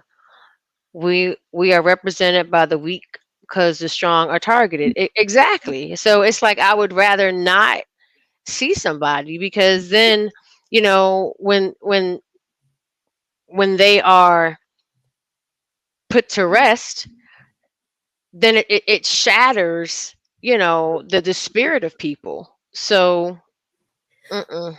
But we have to find our places of engagement. Kyle asked earlier, well, are there groups that are doing this? When I talked about young adults who are actively creating communities around building wealth, finance, investing in stock market, and cryptocurrency, he said, are there groups? And I'm like, yes, but you have to find them. And I think that's the thing. There are pockets of people who are making movement, but you have to find them because they're not going to be the ones shouting from the rooftop. If you're looking for something over a loudspeaker, all you're going to get is pop culture watered down version of whatever it is. But if you're looking for the real deal, you have to find it. You do. You just have to search. You have to search for the real. It's not going to just. I think we've gone back to the underground railroad mentality. Mm. You know, like you said, this ain't no loudspeaker type shit we dealing with anymore. You know what I'm saying? Clean up on aisle 5.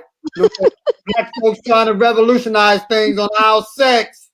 Black Lives Matter is doing things. You know what I'm saying? Nah. Mm-hmm. Like somebody asked, do you hear about that Black Spasm movement? Man, I heard they what movement? You know what I'm saying? What Black Spasms? No, last time I heard that was an adjective. You know what I'm saying? Shit, that wasn't no movement. What you talking about? We're not a movement, we're a message. The next thing I know, Black Spasms will not be aired this week. Exactly. You know what I mean? Man, please. Telling you, man. We don't need people speaking for us. We can speak for ourselves. Black people have leaders. White people have leadership. The white community is always dealing with leadership. Asian communities, leadership. Everyone is a leader. Everyone is a leader.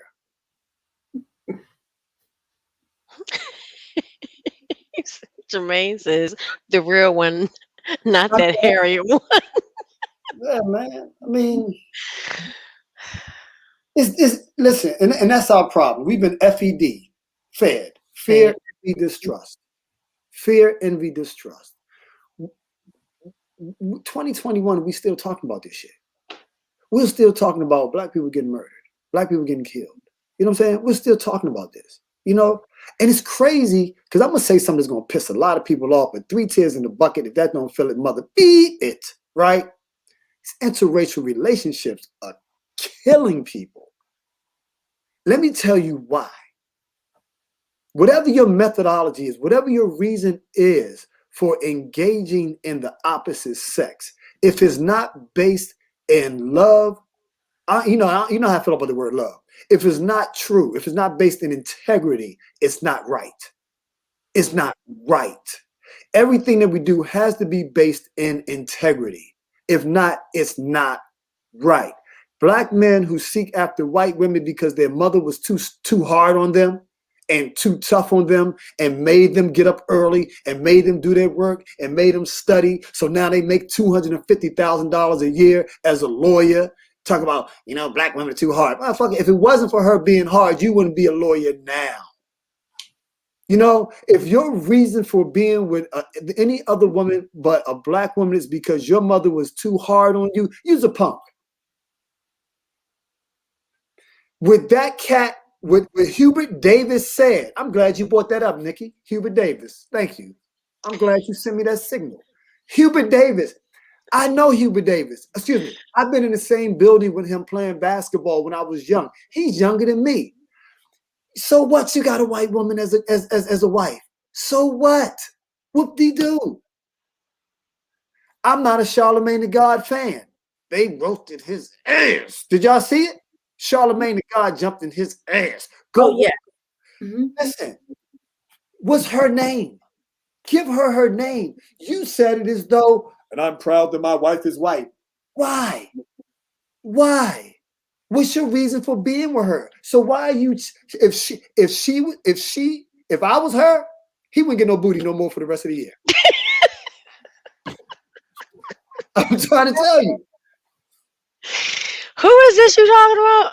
Hubert Davis, who is now the NBA, he's now the head coach for the University of North Carolina Tar Heels. Look him up. Look, I'll send it to you. But what is your reason for not wanting to be with a Black woman? If it's not based and rooted in integrity, then it's wrong. And that goes for any race. Black man, Black woman, white man, white. If it's wrong. If you are as a white man or any other race other than Black is with a sister because she can twerk and drop it like it's hot and can back that thing up, you know what I'm saying? And got big lips Yo, come on, man. Come on. How long was I gone? Now it felt like you had to get that out. I know. Nikki just sent me a private message. She said, "Go off, say something deep, boy." I, you liar. She said, "Say something deep, boy. Be deep." That's what Granddad. That's what Granddad said to Huey The on Boondocks. yeah. Say something deep. With the Khalil Gibran poem. Fuck everybody It's funny you mention interracial relationships. I don't know how many people watch Queen Sugar, but the series premiere or not premiere, the final, I haven't seen it. I ain't seen his finale yet. Don't give me nothing. Well, I'm gonna just have to mess it up. I ain't gonna mess it all up. But go ahead, close your ears. Yeah, let me take it off. Close your ears. Okay, so Nova Borderline, who is one of the main characters, she's an activist sister, natural hair. She has written books and is a journalist that follows the injustices that Black people in her area have had to deal with. And she's working on a new story about about a kid who was in an altercation with police officers that left him paralyzed. And there's no paperwork; everything is hidden, or it's obstructed, and the real story just isn't out there. So the young man does not meet with her, and lo and behold, what she learns is the white man that she's about to marry is the cop that paralyzed this kid. So wait, that was the finale because I saw that. Mm-hmm. Oh, okay. Because I remember, I think it That was was the the episode. last episode, but it played out in the finale. Oh, okay, okay. We learned Because that in the last episode, but it played out in the finale. And so it was just that awkward juxtaposition. I mean, this is like Soul Sister number one, like yeah. burning incense, praying to the ancestors, Hmm. activists on the front lines. And she's in love with a white man and comes to find out that this white man is the reason why this Black kid is paralyzed today. And But he wasn't real. He wasn't truthful about the encounter because remember he told after George Floyd died he was like I was there was a call and he made it seem like the other officers were the ones doing it, not him. And when he said that he was the one that put him in the chair, my jaw dropped. I was like, so yeah, okay, I got to watch the Are they telling us? In, two, that was in 2003, Law and Order episode Jesse, right? And I'll put it up there, Nikki, if you want to share with everyone. Guess what he mentions in 2003? The brother. Green. You talking about the original Law and Order? Jesse. Jesse Martin. That's his real name, but his name was Green on the show. Right. Guess what he says? Hmm. Coronavirus. Oh, he did. He did say that. 2003. Well, there. I mean, coronavirus has always been around. I mean, if you look on the back of Lysol things, it says that it kills the coronavirus. Nikki, What? do it look like I'm looking at you? Oh, let me look. What about now? No. What about now? What about now? So, What what did Jermaine say? Jermaine says, we say like, what did Jermaine say? Like the time the white folks said, what does Ja Rule think about politics? Oh, fucking what Ja Rule says. You know what I'm saying? When they actually went to Ja Rule to get his opinion, give a fuck about Ja Rule. Anyway. he says, I'll keep it buck. I have a gripe that doesn't allow me to watch shows about women, crime, lords. It's like telling a god to step down and be a king. And then Which Allison says, Les, you are the only, you are you are the only hysterical. That's right. So But we appreciate you watching though. wait a minute, he says that he doesn't watch shows about women. Oh, about women and crime lords. Okay, okay. what show is that though? I missed that. No, he just says that he has a gripe. He doesn't that doesn't allow him to watch shows about women crime lords. I guess he was talking about Queen Sugar. Well, keep in mind, I mean,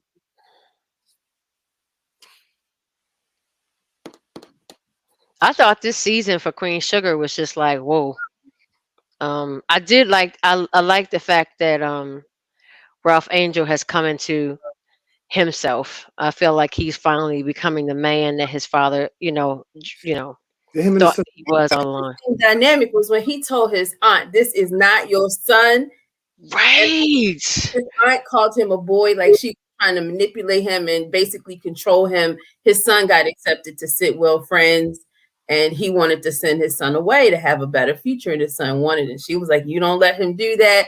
She called him a boy, told him his dad was ashamed of him, but I appreciated the moment where he stood up and it was like, "I'm a man, that's my son." Like that was a very interesting Right. they said his son they got accepted to Sidwell. yes. Yeah. Yeah. Because yeah, he's really bright. But I mean, he told her he was like, "You don't even have kids." How I do you, was like, but "Whoa." how do you bring Sidwell into the equation? Because Blue is exceptionally gifted, and I Blue's understand that. mother is on some board or whatever. So she basically pulled strings to get him into Sidwell. No, no, no. What I'm saying is, why Sidwell? You could have made up any fictional name whatsoever. And Why? they talk about the fact that the Obama girls went to Sidwell and this, that, and the other. So That's something to watch. That's something to watch. Why Sidwell? you gotta ask Avery Dufresne, whatever, however you pronounce her last name. It's her. I Oh, mean, she's the writer. she bought and sold too. Ava, Ava. I'm sorry. She bought and sold too. Her and what's the name? What's the comedian's name? What comedian? Young comedian. What's the young comedian? The sister. She played the girls trip. Oh, Tiffany Haddish. Oh, Tiffany Haddish. She's bought and sold too. She shaved her head. Initiation. I'm trying to tell y'all, no coincidence. Coincidences, you're right. Pay attention. I'm trying to tell you. Listen, there's nothing new under the sun. You know, the word coincidence is only existing in the English language. Ancient languages, like there's not a belief that anything is coincidental. So there's no word for it. It's only in English that we have this created word with a new meaning that is not existing in other cultures. So kind of lets you know nothing is coincidental.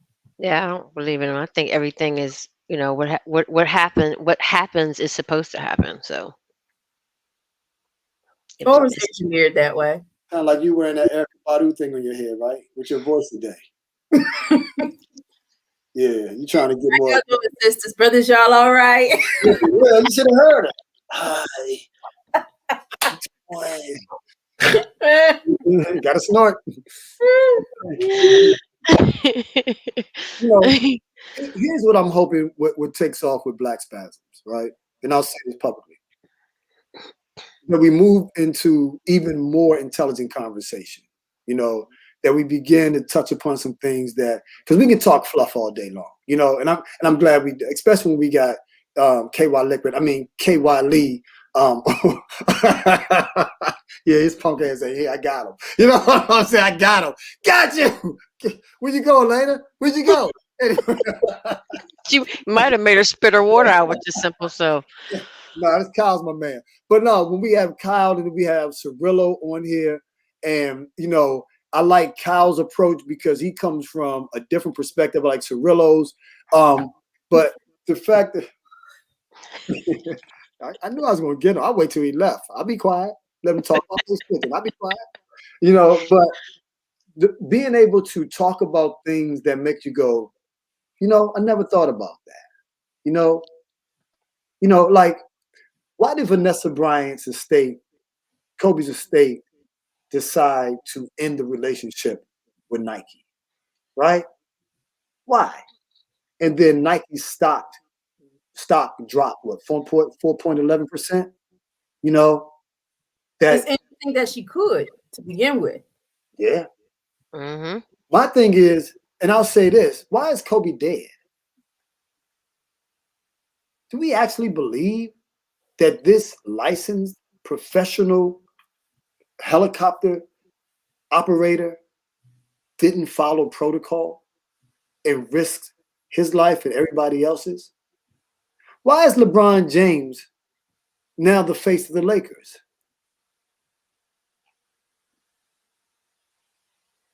Well, he definitely put himself, well, Kobe was questionable as well, but LeBron has definitely positioned himself in a way that he looks real sus. I don't know if you guys remember that cover that he did where he was portrayed as King Kong climbing. Yes. Um, Yeah. Yeah. right, and then he had a white woman on his arm. Ugh. King. Whoa. I mean, think about it. I mean, look at it. It was brought to my attention not too long ago, the conversation that took place between Nipsey Hussle and DMX and how that interaction went about. Now, Say both of them less. are Say huh? less. Say less. You know what I'm saying? You know, I mean, What was the conversation? I want to know. You can't just throw it out there and then not say anything. What was the conversation, Les? I'm gonna let JR talk about that one. Yeah, you might have to call. You might have to call him off. You can only type so fast. Come You on. might have to call him. You know what I'm saying? You know, but we keep looking. Listen, why is it that the day that Martin Luther King died, everybody leaves? Everybody's gone except for Jesse Jackson. And next thing you know, Jesse's the man. Why? We keep looking at things like, oh, you know, it's just coincidence. There's nothing new under the sun. You can, the way I feel is like you can't trust nothing. And you definitely can't trust what you see. I think, Mm-hmm. people used to go by that saying, seeing is believing, but that's not true anymore. That's not true. It's not true anymore. You can see it with your eyes and it's still not real. Mm-hmm. It's an illusion. All this is, Mm-hmm. you know, Gil Scott Heron said in B Movie, the song is B Movie, he said, it ain't really your life, ain't really your life, ain't nothing but a movie. You know, someone says, are we dreaming that we are awake, or we awake or having a dream? I forgot what it was. All of this is an illusion. It's an illusion. I mean, we get so caught up in it. I'm telling you, listen, I feel sorry for my child. I do. I feel sorry for her because she's going to get all of this information. Right. Jermaine, I'm sorry. But yeah, I made that correlation when Fred was killed not too long after Jesse came with the Rainbow Correlation in Chicago. And I was like, hold up, Fred Hampton was the one that coined that. But when you hear it, you think of Jesse Jackson. How much? You look like Death. Did y'all see him at the he was there with Al Sharpton and the family when they gave their remarks. He didn't look, Jesse not doing good, y'all. His Alzheimer's. Let me ask you a question. Why would a grown-ass man go out messing around with a girl and get her pregnant? Why would you, in a position like he was, why would you go mess with someone and get her pregnant? I mean, think about it. Why did Kobe go out and allegedly have sex with that white woman?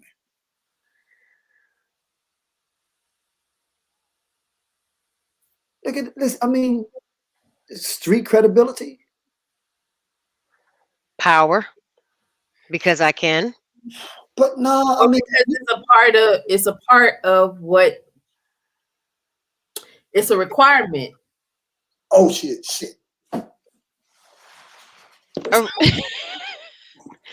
A requirement for what? Is that part of like initiation? It's part of the game. It's part of the game. Who sleeps with who? All of that. It's a part of the game. Look at J-Lo. Saw her and the boy Alex ain't together no more. When I saw that, I was like, why is this news? Why is this? Why do I get an alert on my phone? So what? Who cares? But keep right, and why? I mean, but what I'm saying is, it's a part of the initiation. She's like the whole of Babylon. She's been with everybody. She bad as Halle Berry, man. What do they call her? Can't keep a nigga. Or a white boy. You know what I'm saying? Can't keep nobody. You know what I'm saying? Yeah, I didn't understand why that was even news. Like, I don't understand why celebrities are even news either. Like, how is that helping, or how is that helping anybody? It's but not. but Right. it sells. It drives. And people are Not me. about it. But listen, we are in trouble. We are in trouble. We're in trouble. Black people are in trouble. Mm. I think it's over for us. I'll be honest with you. I don't think there's any hope for us collectively. Collectively, Yeah, add that part. collectively. I don't think collectively we will ever get it together. Mm. I need I don't both think of we y'all can. to watch. I need both of y'all to watch Eliminate the Brutes. Yeah, send me your login. Then. Okay, I tried, Nikki. She said it was some bullshit. I didn't say that. It was slow. I fell asleep. He got to talk. He has to talk faster for me. Like it was very, dramatic, and I appreciate that. But I was like, "What are you saying, bro?" Like I fell asleep. But I'm gonna try it again. But I'm gonna try it again. But the information, the information was good. The information was good though. But it was just too slow. It was too slow. It was too slow. Lena. I think that's because he wants people to really to to to chew your food slow because he wants it to be digested. I think that's why. You But then know. you have to serve steak if you want me to chew it. Like, Hey, She started again. Lena. If yeah. someone throws cocaine at you while you snorting, you're gonna be high.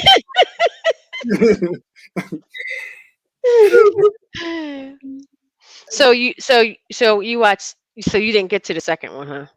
No, I'm still on the first one. Okay. I'm still on the first one. I made it through about half, three quarters of it. The information was good though. It was slow moving. Had a And lot of you pictures. might know a lot of it. I didn't know a lot of it, so I learned a lot. So No, it was cool. I I say had some questions. He made me ask some questions, and I don't know if I agree with him on everything yet. I have to do some some research. yeah. I say go back and watch Conspiracy. That's a movie.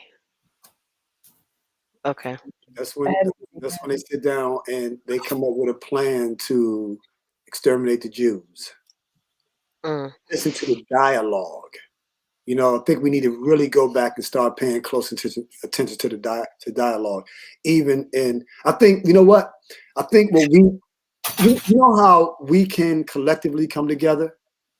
It's summed up in the movie and the book by Sam Greenwood. I think Greenwood, The Spook That Sat by the Door.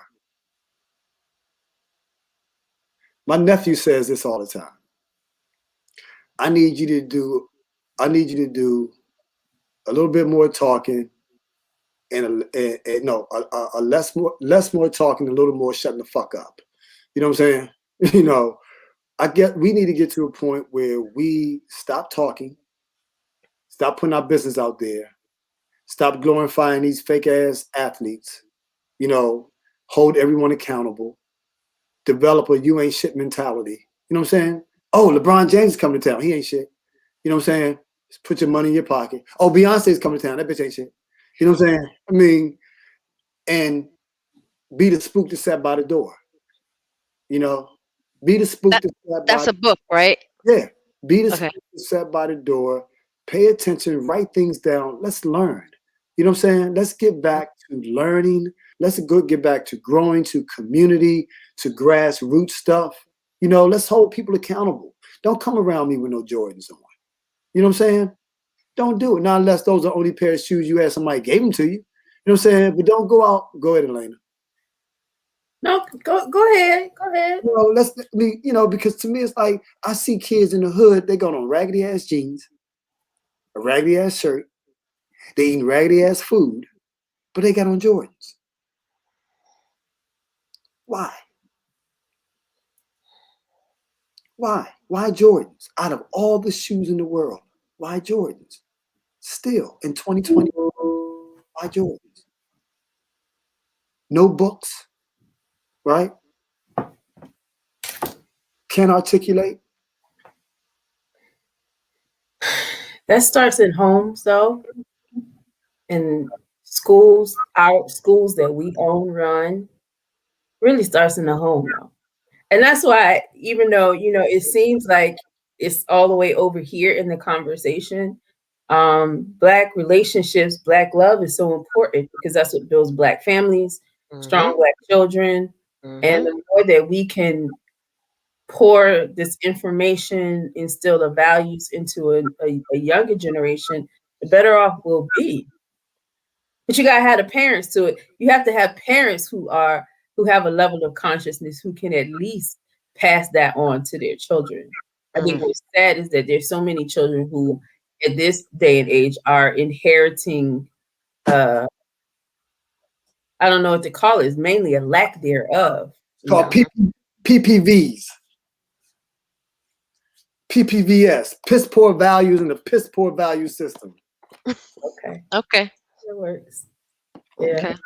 I'm the king of acronyms up in this bitch. Mhm. I like when we can go off topic, you know what I mean? Because I think somebody's going to be like, okay, they touched upon a few things, but I feel sorry for them. You know what? If I wouldn't have a kid right now, I feel sorry for these kids that are going to be born 10 years from now. What are they going to be born into? Mm. Shit. Let me read something right quick. May I? Won't take but a second. Mm-hmm. African children's intellectual potential is second to none.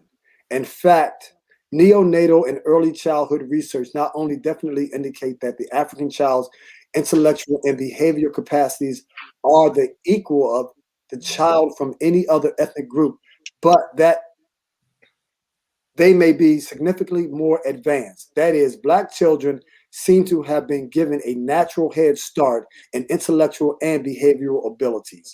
Preliminary, a few comments regarding the intellectual and behavioral development of African children compared to that of European children, offered by Tilton Pierce, speaking of research performed by Gerber, right? If everyone knows how smart and intelligent Black children are, except for Black children or Black parents, there's going to be a problem. And the fact, as it was said earlier, there's a target on your head when you shine the way that you shine. So you got to downplay. Mhm. Go ahead, download, snort. So, I don't know if you've heard, but Bill Gates has a lot of projects going on. One of them has to do with blocking the sun because of global warming. And so the idea of this project is to basically shoot particles in the air to create a barrier that would reflect the sun's rays from the earth so that they don't um, make it to the earth's surface. Um, And another thing I was thinking about with Chris's poem today, when you talk about Black children and their potential, I was recently reading about how one of the plots against us as people is basically to calcify our pineal gland or our third eye. And the idea that there was a time where don't quote me on this. I don't know. I was just reading it. But there was a time when humans did not use language Yes. communicate, but they communicated telepathically. And that language really constricts our ability to be able to effectively communicate with one another. I guess if you're Christian, you may consider that to be like the Tower of Babel scenario, right? Um, where language was confounded. But it's just, I think more than anything, um, we're going to have to not only teach, but we're going to have to ascend in our levels of consciousness to really be able to defeat the foe that we're fighting. I think what our enemy is always attempting to do is to keep us rested and well comfortable in our lower nature. And we cannot fight our enemy in our lower nature because that's where they excel. Where we excel is in our higher nature. And so we have to start thinking about things in that way. And I thought about the kids because what did they give kids to drink every day in school? Milk. Vitamin D milk. Hmm. Always, getting fluoride in at the dentist. Always things that are intended to calcify or harden, coat their natural and innate abilities. That's all I got. That was my download. I don't know. I don't know where it went, where it started, where it ended, but that It's, it's good for somebody. was Because, I took Leslie to the dentist today. Guess what she gave her fluoride treatment. Can't do that no more. You know what I'm saying? I can't do that anymore. Got to find it. Even if we have to travel, an hour or two away. We only go once every twice a 6 year. months. Mhm. Yeah, but it's like, and they stick their chest out. Well, take this fluoride, but I'm like, hold up, doesn't that decalcify? Isn't that the whole purpose? Why are we messing with fluoride anyways? Doesn't it protect the enamel though? That's what they tell you. It's on you, Nick. I'm just saying. No. No, I'm saying, yeah. It's supposed to protect the enamel from erosion. That's what they tell you. Well, maybe we should look it up So you and right. see what it does. Good show today. I appreciate y'all. Appreciate you too. Appreciate all the comments and the input. Thanks for glad Allison has some good questions today. Yeah, she did. Mhm. Couldn't well, I mean I gave my answer on the woman leader thing, but Shahrazad Ali, yeah, Black Man's Guide to Understanding the Black Woman and vice versa. cool.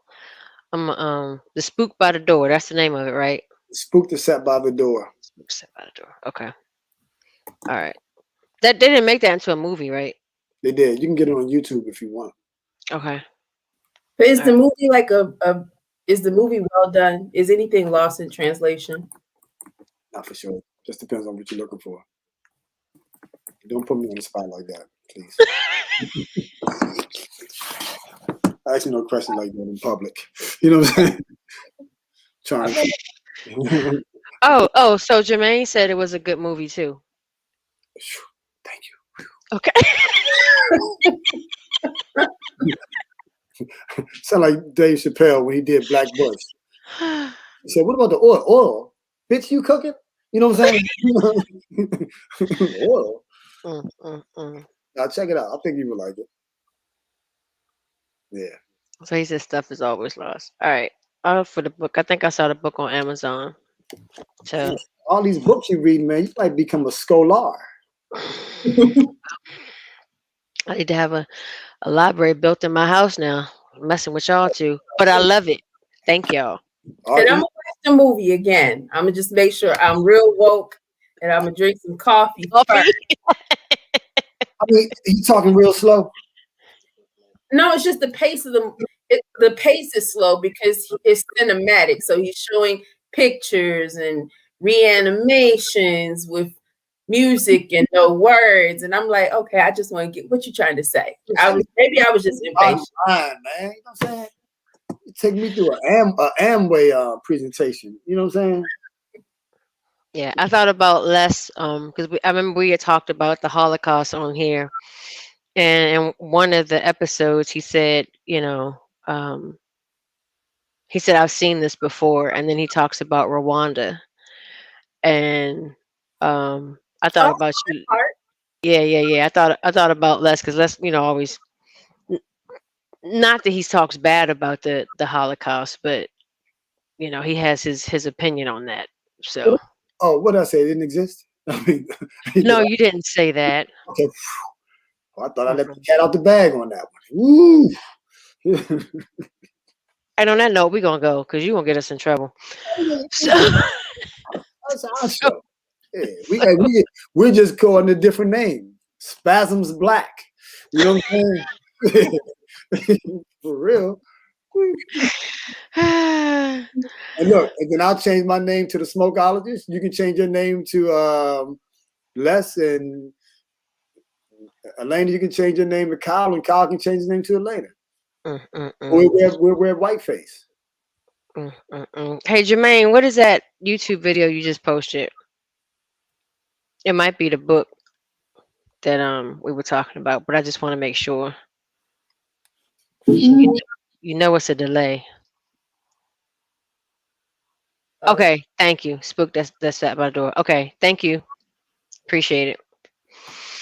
All right, y'all. We're gonna get up out of here. Thank you guys for hanging with us. yeah, And thank you for your thoughts. Shout out to Chris and his spoken word. Appreciate that. amazing. Yeah, his spoken word is deep. I can't wait for his book to come out. I can't wait for it So either. awesome. Thank you too, as always, for your intellect and your You too, Erica. Bad lady, you're gonna hurt your back. get. Mm-hmm. Thank you for that, Elena. You see, you I guess no one ever told you Yeah. that what you told me to. is you. Like, look, Oh Lord. like we Andre 3000 up in this piece. In common, you won't be turning us out up in this piece. Yeah, that nigga wearing crochet sweaters. You know what I'm saying? I'm sorry, Miss Jackson. Ooh, Mm, I'm mm, mm. real. Retarded. All right. All right, y'all. Peace. Deuces.